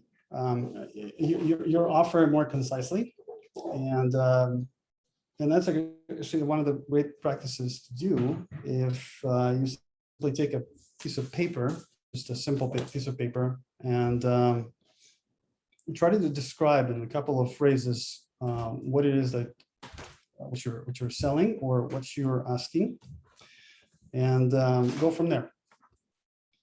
So essentially, a postcard concept. Thanks TikTok basically for keeping everything extremely short and not always sweet. But so this is another big thing that a lot of us don't do, and I've also been guilty of that, because it's hard to allocate time to test your websites or apps, but it's quite invaluable. And before you go on, excuse me, building your awesome app or selling your product, your art or services that you think are just wonderful and everyone will want to get, it's always good to test out whether it even works. And then the next step is to test out whether your website that you're designing or have already finished designing will be clear enough for people. Yeah, definitely asking your mom or your body whether your website is great is, well, you know, you could expect a certain answer. You're probably not going to get the most concise one, although my mom actually provides me a ton of design input, which simply overwhelms me. And but she's not my customer, so that's different. You know, try to find someone, a bunch of people that are potentially your customers. You know, I don't know if you're offering a paint service, you could try to find people that are, and with no expectations, just ask them, well, here's a webpage. What are your thoughts? Like, what comes to mind? You know, and just sort of observe their reaction. And then you can also ask a couple more questions, you know, whether it seems like something you'd react to and maybe sign up or buy. And this type of interview questions would give you a lot of insight.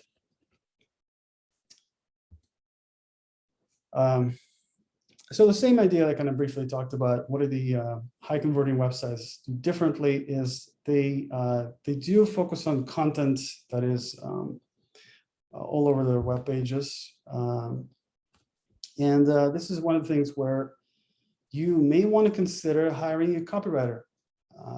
A copywriter on a freelance basis could provide a really invaluable service to you, figuring out a creative way to express your service, your product, you know, your ask. And again, testing ideas is quite important to do, even when you're doing well. Every website out there constantly tests things. Like Facebook quietly tests on different audience some of the changes, and they want to know some of the answers as to, well, does it work? Does it not work? You know, and don't be afraid of testing ideas and making changes. you definitely don't want to be changing for the sake of change, but rather figuring out whether something doesn't work. And so this is the point of using analytics. Again, a huge topic on its own, but what you can do differently with analytics is you can figure out your key metrics. For example, typical thing is you land on you click on an ad, and you go to the website that you designed, and you figure out, well, does a user look at the description? Do they add something to a cart? Do they navigate to a couple of pages, and then do they drop off? Do they just leave? Did something happen? And so the analytics could tell you that, well, the retention rate on my websites is quite low. And so you can start making changes. And for example, we'll talk about slightly later, the call to action button or call to action something is a way to see, well, maybe my website or a web product or an app isn't clear, or maybe I have a 10-step sign-up process. And this is from an experience where a client thinks, well, my audience is from real estate, and they want my product, and they're willing to spend a few minutes signing up with 10-step process. Well, this very same client of mine had to kind of slowly convince them to drop a few more steps, and leave it to about 3. Unfortunately, it took a while, but this is where the user experience matters quite a bit. What they also didn't have, or didn't really feel like it was important, was tracking this stuff. Kind of like, oh, I'll deal with analytics later. Now think about how much money had spent altering their sign-up process, right? Over time, and just simply unsure about what's going on. Why are people not really signing up? Because they might be filling out a couple of steps, and then boom, they're gone. They left, they're not coming back. And so this is where analytics meets UX. You figure out that you not only do you have, you don't really have really busy web pages that have a lot of different boxes and check boxes and things to enter. Ideally you want to give them little bite sizes to enter.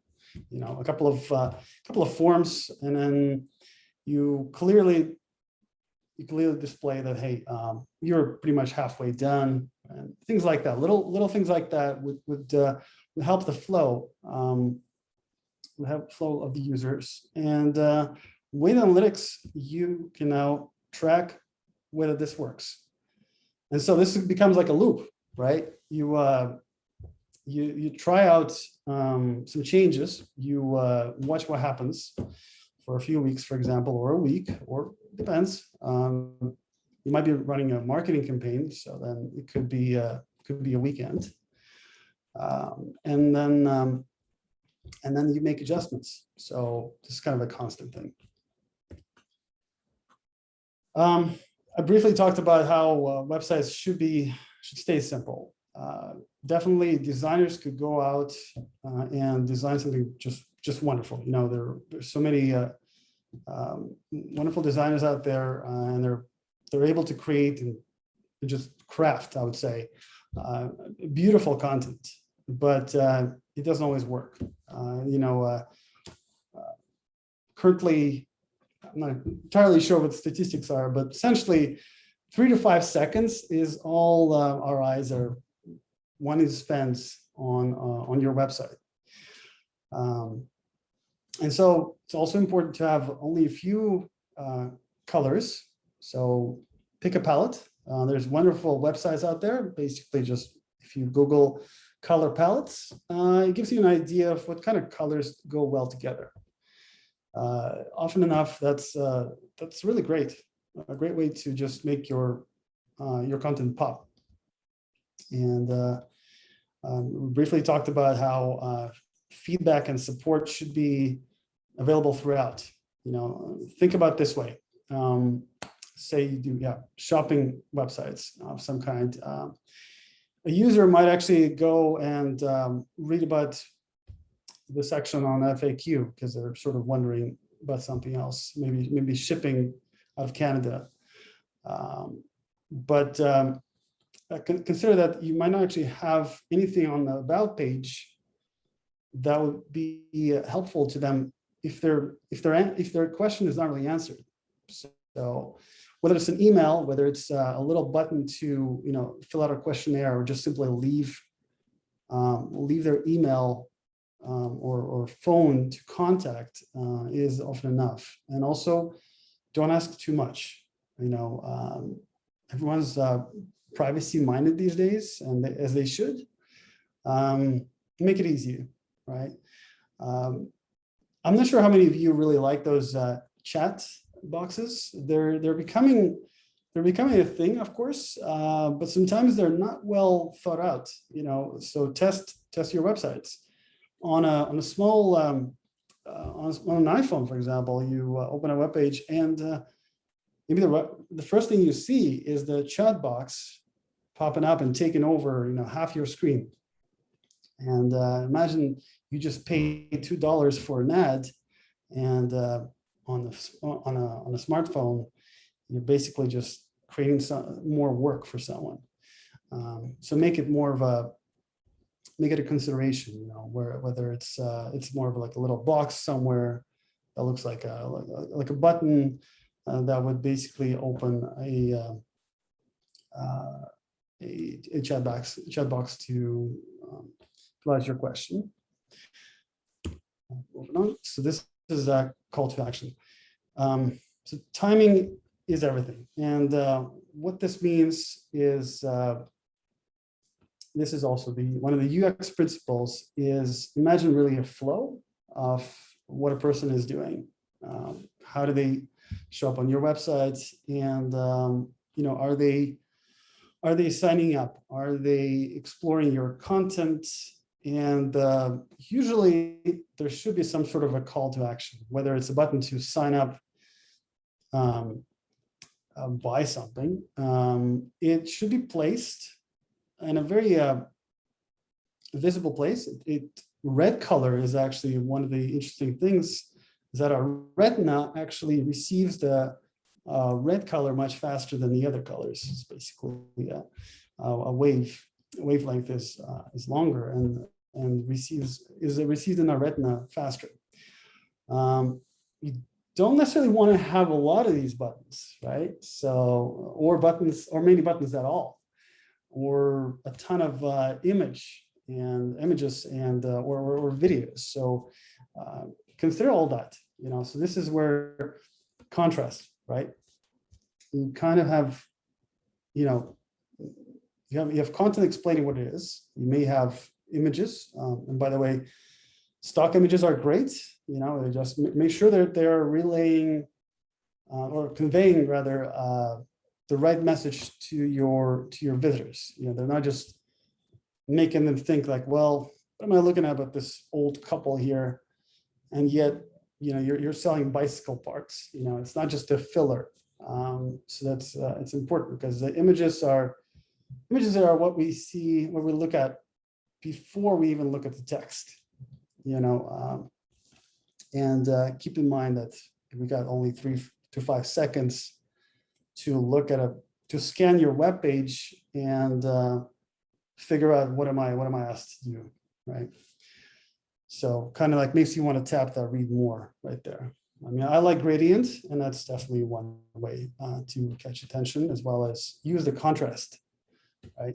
And we'll talk about contrast a bit later as well.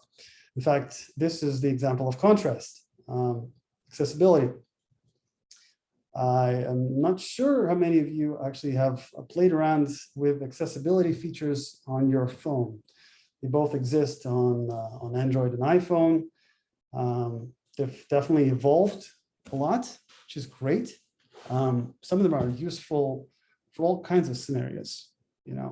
there's magnifying glasses. There's ways to increase your fonts. There's ways to, obviously, if you're blind and to a various degree, you have readers. Your website could be completely read out loud. But it's definitely complicated. It's hard to plan this, because it's how do you plan it? Like what do you like? Do you target a specific group? And so there is obviously a lot of different guides online.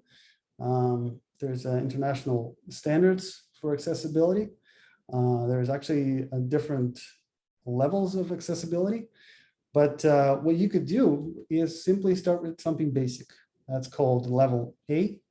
And that is the most basic thing you can do is you have a button, and the buttons have underneath kind of have tags. And they are, well, they're basically descriptors. So a button could be an image, and you could look at it if you have no disabilities, but someone with disability may not see the text really clearly, and they might be using a reader. And a reader basically would be able to read that tag out loud to them, whether it means sign up for a newsletter or watch this video, right? A reader and accessibility tools could actually go over the flow of your website. Imagine essentially you have a shopping cart, maybe you're selling a product for them, and you want to have a clear section whether that describes what it is, and you have an image. Obviously, an image should also have a tag that describes what's in it. And a reader basically would just enunciate, kind of like, oh, an old couple looking at flowers, basically. So it's also important to obviously what kind of content it is. So navigation with accessibility is also hard, but it could be solved. Think about if you have a multiple steps to your product, then you also will have to create little tags that describe the flow, the navigation. And one of the best things to do is simply play around with the tools. Just simply increase the fonts on your phone and see what does your website look like, because the phone will actually automatically adjust your website. And believe it or not, even the big websites out there, big apps as well, can be completely messed up when someone increases the font beyond the standard. And I've seen it in different industries, and you wouldn't be the same. You wouldn't be at fault for not knowing how all this works. So I encourage you to try it out. A huge benefit, obviously, is making your site or app, your product accessible. Is that well, besides being inclusive, you are definitely increasing your market. You're offering your product to much more people, as well as you are designing your site longer. You obviously got to plan for a little bit more time. But once you design your website and it works well with accessibility in mind, it also means that it works well for everyone else. You're being considered to everyone else. There's definitely a lot of tools to test, to verify, to get compliancy reports on your web pages. I can't give you a legal advice on this, but there's definitely all kinds of requirements relating to compliancy. But slowly and surely we have a lot of progress in Ontario and Canada and globally to, I wouldn't say force, but essentially make everyone build products that are accessible, which is great, actually. We're good with time, yeah. So some of the tools, there's too damn many tools. Of course, you probably have heard of Wix and other website builders. And it's, I think, probably one of the ways, the cheapest ways to make your website. I would recommend Webflow. It's definitely a good tool. I believe you can get it for free. There's probably some paid features that it has. You can, the good thing about Webflow is that when you're ready to work with a designer, you can either, I think, export the project, and the designer could actually take it and then work with it further. So you're not really starting from scratch. Canva, not sure how many of you heard of it. Probably have seen it. It's definitely my tool to go. You can build a little, well, you can build all kinds of posts for your social media platforms, for anything really. They got all kinds of cool animations. They have really good selection of stock images. And one of the pointers I would say is, for the past few years, I've been building ads that are almost like postcard sizes, where I would just build like a whole mini page that describes a client's product and offering entirely in Canva. And then instead of making the dedicated websites for each product, kind of have these like landing pages that's just that a user ends up on when they click on an ad. And so that can be done on Canva. Obviously, there's many different tools out there. I'm sure it could be overwhelming, especially when you start looking at more professional tools. And this is where you want to make a decision whether you are investing in yourself as a designer, or you're going to see about the viability for your business to hire someone. And why did I mention pencil paper? It's like basically, just simply framing, just kind of like print out a size of an iPhone and try to draw out what would you like to see on your website. It just gives you a better perspective as to what should it look like, because perhaps you may want to consider a web page as fully dedicated to a mobile device if you can't make your desktop version work well. And I'm pretty sure you've landed on some web page from, let's say, Facebook Marketplace ads that just look like someone that didn't really bother considering a phone, which is a little bizarre, to be honest, and yet they're expecting you to buy something there. So yeah, pencil and paper is great, but definitely annoying, especially if you can't draw. Can't say that I can. So working with a designer, well, this is a doozy. It's kind of like working with an app developer. A client could just say, well, you know what? Building an Instagram clone. Literally had a client like that too for 20 grand. It's awesome. And that's all they can give you. And then, well, a good designer or an app developer would start asking questions, kind of leading questions. But as a business owner like yourself, well, you want to save your money, right? So you want to really go over, how do you envision, like, what should it look like? What should your website look like conceptually, right? Don't necessarily give them kind of like, oh, I really want to see a dolphin on this thing. I just love dolphins, and so there should be a huge ass dolphin on this webpage, and everything. Let's work around it. Try to kind of take your ego out of this and give more of a high level concepts of well, I don't know.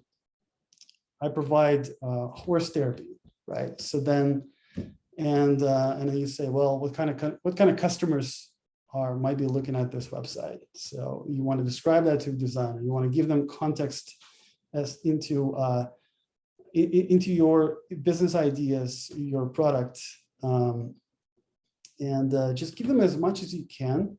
I think it's always good to give them your inspirations.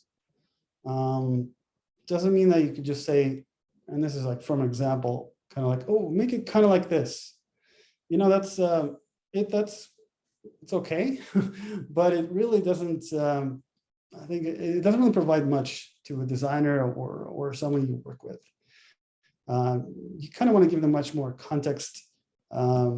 Into, first of all, what kind of audience you're expecting to work with, what sort of flow you want to have with your website, and in fact, one of the interesting side effects of this is, as you're describing this, kind of like when you're pitching your startup, is it kind of gets your mind to work around, well, I have to really explain what this is over and over again. And it kind of hones down some of the pitfalls you may have in your pitch. So working with a designer gets you to the point where you deeply have to explain what this is about. So then your website is kind of like your business card. It explains in just a few words or images or content what it is that I want from a visitor. Well, I kind of flew over this stuff, and hopefully we have some time. Yeah, my current gig is kind of fun. We have this app in London called Engage Art. This is augmented reality. I'm not sure how many of you played with augmented reality, stuff that sort of pops up through your phone. It's really fun. It is a heck of a challenge because, first of all, not a lot of people know what to expect from it. You know, hold your phone, something like a huge octopus is flying around through it. Really fun stuff. But how do you relate to them? Like, hey, you need to get somewhere. You need to point your phone, and something will appear through your camera. You know, this is probably the biggest challenge in terms of UX I've faced before. But yeah, I wanted to share that. David, I noticed got some questions. I didn't really open anything yet. Yeah, maybe 1 second here. Are you okay if we turn off the slide so we can see your? Yeah, totally. Yeah. I'll stop sharing. Awesome. Great presentation, Sergey. I loved it. And the project you're working on now sounds really exciting. I actually, a gentleman, so I know when we had our last conversation, we talked about Tyler Bryden a little bit, and one of his staff members I'm working with, and he was doing the meeting from a walk yesterday, or on Wednesday, yesterday. He's really into astronomy, and he's also a designer as well. And he had actually, near his house in Toronto, there was a park that they kind of built a simulation of kind of our solar system. So each of these kind of plates represents different planets, and the distance measured between them is accurate based on certain metrics. So he actually created a augmented reality experience just for himself when he's there, and he created each planet over these plates with the appropriate distance, and they all had kind of like an orbit happening that he had created, and just did it for fun. It's like there's so much interesting stuff happening in that area, and I can't even imagine the task that has to happen to understand how we're going to interact as human beings with all of this, and what that's going to be like. It's just such a new frontier. I find it fascinating. So yeah, that's just I can't wait to see more of that stuff happen, and I'd love to get into conversations with you in the future around that, but I don't want to hijack question time for everybody here. All right. I see a message, automated chatbots responsible for 40% of my conversions. That's pretty awesome. So yeah, chat boxes all the way. I also said it's not a huge number. It's just a big percentage. So not a lot of data to go off of, I should say. But I was interested to hear, I don't know if it was an opinion, but, you know, kind of what you were saying about chat boxes. Are they just not in? No, I think they're definitely useful. Yeah, they're definitely like, it's probably the most common way now, right? To kind of like leave a question and therefore not lose a lead, right? Obviously, if they're weird, you know, you kind of the same thing. You want to apply, you want to think through the flow in the chat box, right? Because some chat boxes give like, hey, I'm such and such, you know, and then you're typing with it now, it's asking you to select a questionnaire or something. You could actually lose a person as well. Right? That's true. So really what you're saying is it just needs to be done correctly. Yeah, you just want to consider that, hey, you know, they might not really have a lot of time or wish to spend a lot of time playing with the chat box. What I also mentioned before was sometimes on a smartphone, right? Yeah. Sometimes chat boxes like take over a whole screen, right? Be a Right bit too before. Obnoxious. Exactly, yeah. Yeah. I know it's sort of a marketing thing, and I don't really get into it, but like kind of like maybe ask them for your email right off the bat, and then start the conversation on the chat box. Well, with Ascend by Wix, or the other way around, you know, it just says like what message you want to pop up right away. And so I said, hey, thanks for checking out the site. You know, let me know if you have any questions. I'm here if you need any help or something like that. It wasn't that wordy. And then once they type something in, it says, in case I'm not here, leave an email and then I'll email you back. And then it seems like a really efficient way to get the foot in the door and to start communication. Good point. I'm glad you shared with others. Yeah, you're right. I guess showing that you're actually online to answer questions. Yeah. Versus you're offline and. Or pretending to be online. Yeah. Offline. Yeah. Right. Oh, I also had one more question. Yes. Sorry, just to steal it from Janan. But you mentioned Webflow, which is kind of interesting because I saw their cool, sleek ads and stuff like that, but I don't know what really makes them stand out. I'm surprised that you know, they caught your attention. I like the first of all, the product itself actually generates fairly good code itself, which you can take away. I think it gives you a person an idea of how sites are made a little bit without getting them into highly technical aspect of it. You can definitely customize things, right? So I feel like it's kind of a good right in between before sort of the Wix, which gives you a template right off the bat. Yeah, and you can look good with a Wix site in like an hour. Yeah. You know, just punch in some of your content, needs a template, you're fine. With WordPress, it takes a little bit longer. And then with Webflow, I wasn't really sure what to expect if I wanted to make that change. I'd say obviously, you know, give it a try. I would say this, there's definitely no single solution. I think something like Wix works perfectly fine for a lot of cases. You know, there definitely some great templates. Then it's the matter of, well, you know, not adding a ton of buttons or a ton of text that, you know, asks someone to read several paragraphs about something simple. So that's where you probably would focus your energy and time. Yeah. When you want to hire a web designer, it's probably when you think that your image is sort of part of your branding at this point, and that it's quite paramount that it stands out in a custom way, as opposed to a nice template. Yeah. Okay, cool. Well, it's good to know. I'm happy to have that comparison. I'll leave it to Janan now. always test, always make changes, kind of create these like KPIs, key performance indicator with your analytics, kind of like, hey, well, someone landed on my webpage, was there for when such and such page, then dropped off. You know, you kind of go off from there. As you're making changes, you can see, well, people are staying longer, and that means you're making something good, something better. Awesome. I see that David uses the wireframes. It's awesome. I think it's good practice. Yeah, I like to go old school and bring it back to basics before you get too committed to a template or something else like that. I like to see what my own brain can come up with first.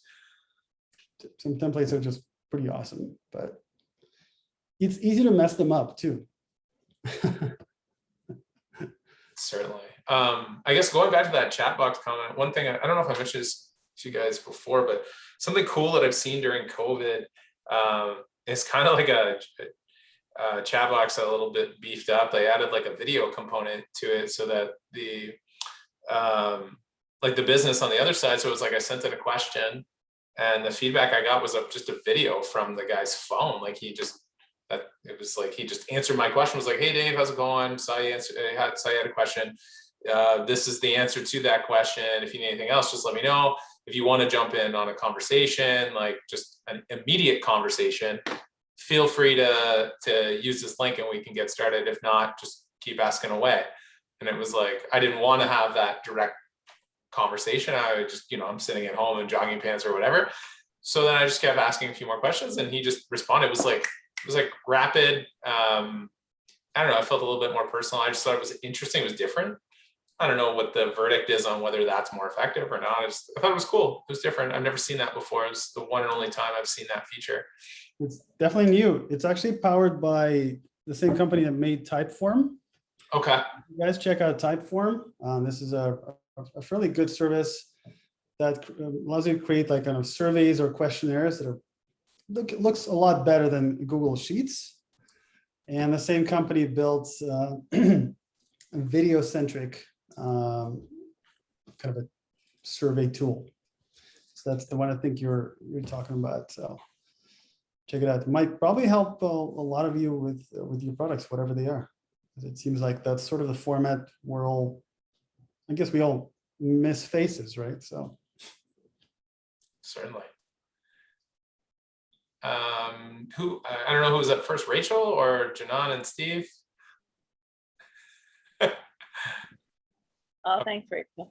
I have a question about product pages and like the customer experience on a product page. So we would have food products on our pages. And like, how do you convey enough information in terms of like things the customer wants to know without it being like super busy, because like I find nowadays people want like the nutritional information, they want allergen information, like they want all this detailed information, but then you also don't want to overwhelm them and you want it to look clean and everything. So like, what are your thoughts on that? Well, definitely good point. I'm glad you're obviously considering that in advance, and maybe a tip for you is to have a section that could be kind of like collapsible, whether it's a nutritional information, just like really clear in terms of sections. And then if someone actually wants to click on that, tap on that, sort of expands the detail, whether it could be an image as well. You have those like clear sections like that, because you probably want to have really good space for your images. You may want to consider having a couple of reviews there as well that are descriptive. And I know that requires a bit of a elaborative skill to like describe the food, but hey, perhaps you could find those as well. As you're letting someone try your products and collect those reviews, people, that's it's definitely helpful, right? Whether it's through a video, whether it's through just purely text, any kind of feedback is awesome. But yeah, it's good to keep things a little more compact, but at the same time visible so that they can look at more things. Kind of like frequently asked questions. I mean, before a user would just end up sending you an email asking things, that's like more friction, more things for them to do. They may end up at the FAQ page, and hopefully as many questions there are, you could try to have some answers there. And again, like I mentioned, FAQ page still should have like a clear call to action in case they didn't really get their answer, right? Maybe you want to send them a sample, I don't know. hopefully that was useful. Got one more, Rachel. Hi, I just had a question about accessibility, and I really appreciate the information you gave about that. I'm not sure if I heard you correctly. Did you say the most basic was a level A? Yes. Okay. There's like And level A, double A, triple A. Yeah. okay. Mhm. And you had mentioned there was some online tools to test your website, and I was just curious what those tools were, if you had a specific example, or if you knew whether Shopify specifically had any tools to assist with accessibility. I can't remember the top of my head. There's definitely, Google probably would give you some ideas. For Shopify, well, I mean, they're kind of universal, right? So the tools will just try to like kind of analyze your site and rank and sort of provide a report in an automated way, whether your site is more or less readable and understandable for people with disabilities. That makes a possibly a good candidate for a startup to have a product that would specifically work on accessibility for shopping websites, because like nothing is universal, right? So, if there is a better way we can improve an experience for people with disabilities to shop online, given that they're just as stuck as everyone else, I think that'd be brilliant.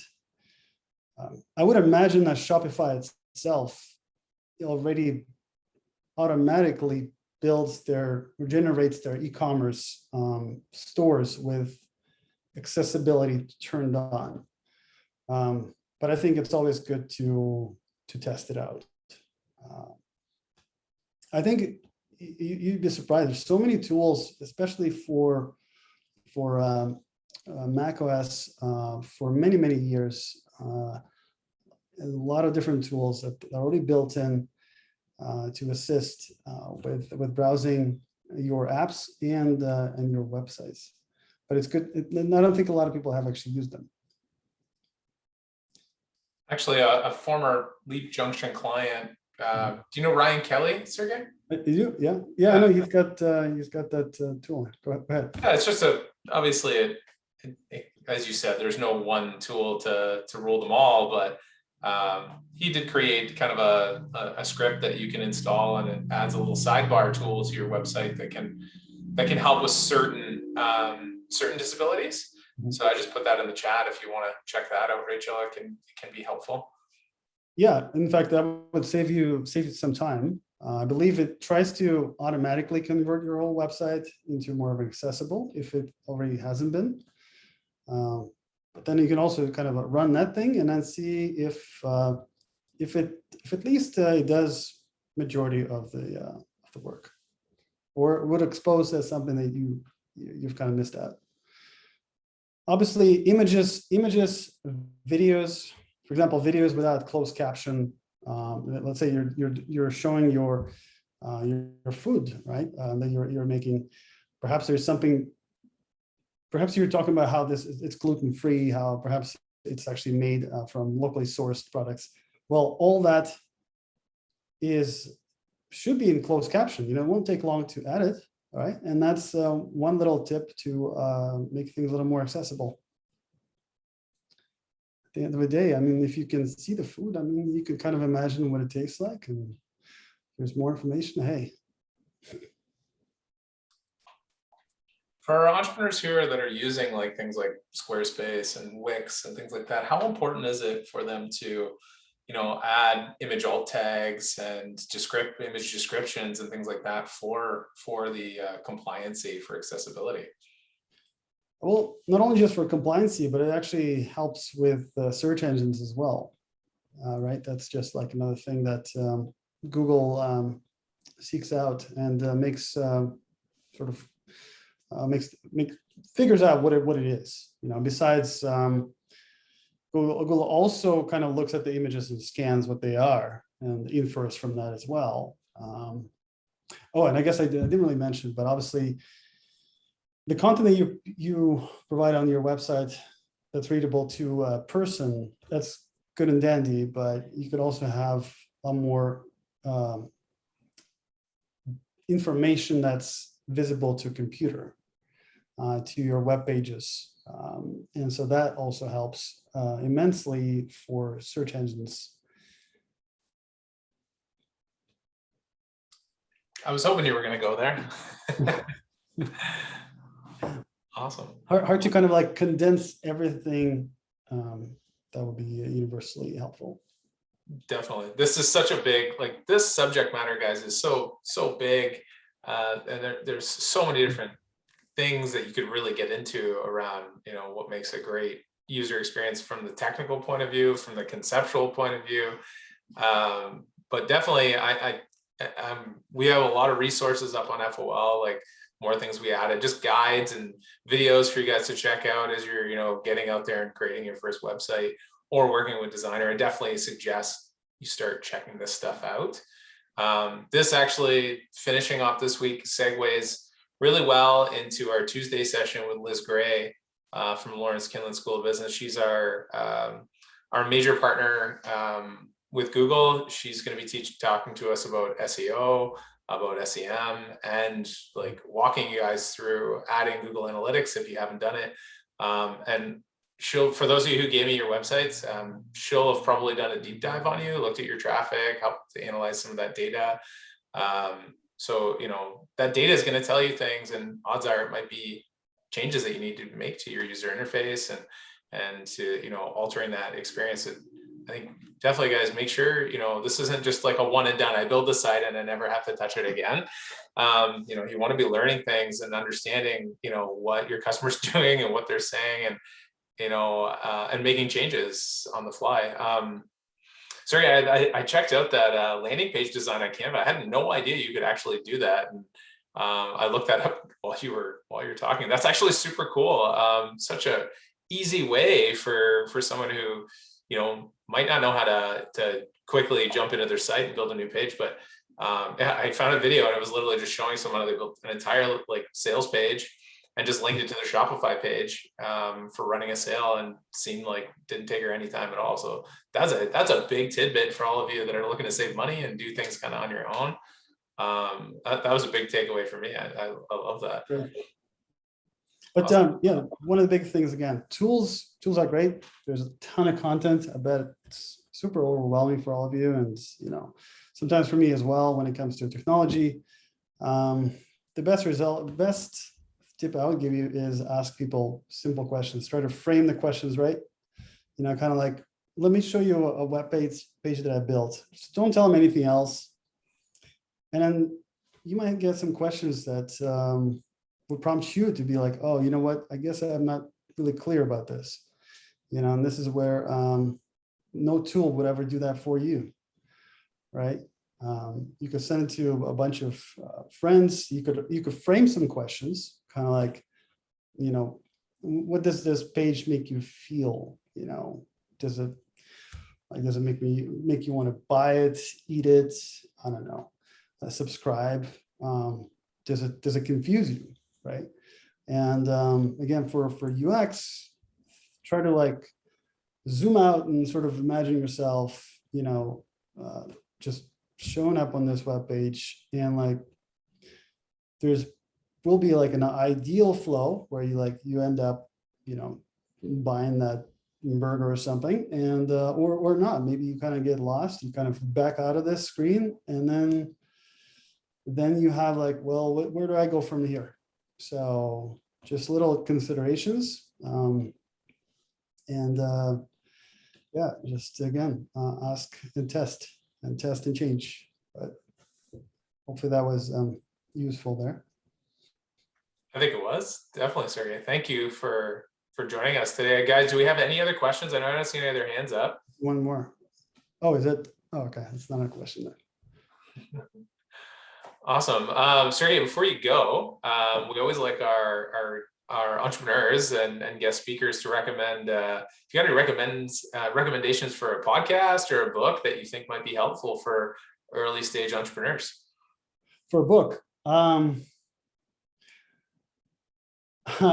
definitely unrelated to business, Guns, Germs, and Steel. Guns, Germs, and Steel? That's right. Yeah. What's that about? It's about where we're all from and about how our languages come together, how they're formed, how geography makes a huge impact on our cultures and our futures, and really a way to feel really humbled about our own beginnings of our trip, our journey as humans, that is. That sounds awesome. And I believe that's related a bit to business, because like once you understand humans, and that helps you understand your customers, right? I would 100% agree. That's really, that's what this is all about. We're all just people, trying to convince other people to buy stuff. So, or make things better for them, right? That's right. Right. Awesome. Well, thank you so much for taking the time out of your schedule, Sergey, and joining us while you're on vacation. Sergey's on vacation in my hometown of Windsor right now, which is the oddest place to go on vacation, I have to say. No, you're not guy. But before you go, let's give Sergey the old Leap Junction wave, guys. Thank you so much, Sergey. We really appreciate it, and I look forward to chatting with you soon. Let's keep in touch. All right, stay healthy, and let's get out in the streets soon, right? Definitely. And say hi to Paul from Windsor for me. Okay, I will do that. Take care, Sergey. Have a good rest of your day. Thank you, and you all as well. All the best to you.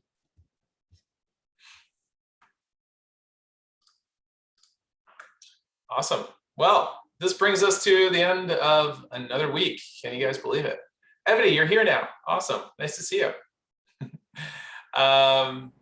Guys, I hope this week was good for you. I hope you picked up some new tips and tricks. Obviously, next week, as I mentioned, Tuesday's going to be a Tuesday. Always, I'm not gonna lie, always is a lot of information for everybody. Liz tries to basically condense an entire semester into 1-2 hour long presentation, and sometimes it can be a lot. So make sure you're prepared. There'll definitely be the recording to go back to, especially for those of you who do not have analytics installed yet, or using any data on your website. For those of you that haven't forayed into it, it's gonna be a lot of new stuff. And you might not use it right away, but you're gonna definitely need to use some type of data tracking system, whether it's built-in analytics from your Shopify or built-in analytics from Squarespace. I definitely recommend you understand how to use this data to make your business better.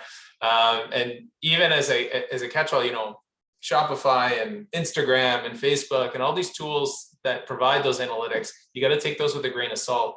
And we got into this a couple of weeks ago, but they have their own reasons for giving you true positive numbers, right? They want you to stay there. They want you to use them. They want to show you things that make it seem like their service is great. Google obviously has its own aspirations as well, but it's much more neutral as a tool to monitor what you're offering. So if you have a website up right now and you haven't installed Google Analytics, I definitely recommend at least creating an account this weekend. And you don't have to install it to your site, but just create your Google Analytics account, get onto the dashboard, take a tour, because she is going to be touring a lot of the dashboard. And one of the hardest things is someone who's certified. I did the whole Google Analytics certification a long time ago too, and I've used the platform quite a bit. It's so easy to forget. It's like, oh, and a menu and a menu and a menu. So it's great, at least if you can practice with her as we're going through this, you can kind of see it and kind of follow along a little bit too. I know in the past that the students have always found that very helpful. Be ready for that. The other thing before you go, guys, that I wanted to mention, just putting this in your ear, and we're going to go over it a bit more on Tuesday, is demo day. So on demo day, because we only have so much time, usually demo day, you would each, get up in front of the audience and just do your marketing speech, and we'd have that opportunity for you to kind of get up and talk to everybody. But obviously we can't necessarily do that in the sake of time. So I know we have mentioned this to you before about doing a pre-recorded video. So if you have forgotten, we are going to need you guys to record, that 1 minute marketing pitch. You're going to be given up to 4 minutes for your video. How much of that time you choose to occupy is completely up to you. And how creative you want to be with it is going to be up to you. I'm going to show you some examples on Tuesday of other people's pitch videos that they've done. A great place to go for examples is always going to a crowdfunding site. Crowdfunding sites have their video pitches, basically trying to convince you to donate. So those are a great place to go to see good examples. Now, obviously, we have different levels of skill here, different levels of budget. So I'm going to show you some examples from last year. Some people just PowerPoint and then talking, just like our guest speakers are. Other people decided to, bring in a friend to get hold of a camera, and, they did things a little bit differently. So we'll show you some examples. There are, for all of you that are current students, you can access Fanshawe College Media Services. So if you need a good camera, you need a tripod, you need maybe even need a gimbal for your cell phone or your camera, like they have all that stuff there. And even though campus is closed, you can still access media services and rent that stuff out for the weekend. But you want to book it ahead of time just in case there's, backups. They do usually have a good amount of equipment, but if you do want that stuff, and they have crazy stuff, like they have a lot of things. So all sorts of DSLRs, they've got full like shoulder pack Sony 4K cameras if you want to get crazy and film, a cinematic movie here, but we do not need it to be that crazy. So if you are interested in that, let me know. I'll head over, or I'll get Romeo involved in the conversation and we can access that. Definitely, you have someone here who is a photographer and husband is a cinematographer and has experience. So if you're looking for advice on how to beef up your presentation, I recommend definitely talking to Tracy. And Tracy's saying they have summer students, so rent it out. Ahead of time. Yes, definitely. Yeah, because things can be in limited supply there. So just putting that on the radar, guys. But this is a good week. If anyone has questions for the group, floor is yours for a sec. We're all okay? I'm in Discord a lot, so if you guys have any questions about like angles or different moods that you want to create for your demos, you can just send me a chat. It'll probably be Justin responding to you because he's more the video guy, but yeah, just saying. If you need any input or anything like that, just let me know. Thank you so much, Tracy. We really appreciate that. Awesome. Well, everybody, enjoy the weekend, enjoy the heat. I hope you all do something fun, maybe some disc golf or whatever. But yeah, we will see you back on Tuesday at 1 o'clock, and yeah, have coffee ready for Liz's whirlwind of a presentation. And if you want to have some private time and chat with Jenny and I, we are here if you need it for the next 10 minutes or so. Otherwise, farewell, and yeah, have a great weekend.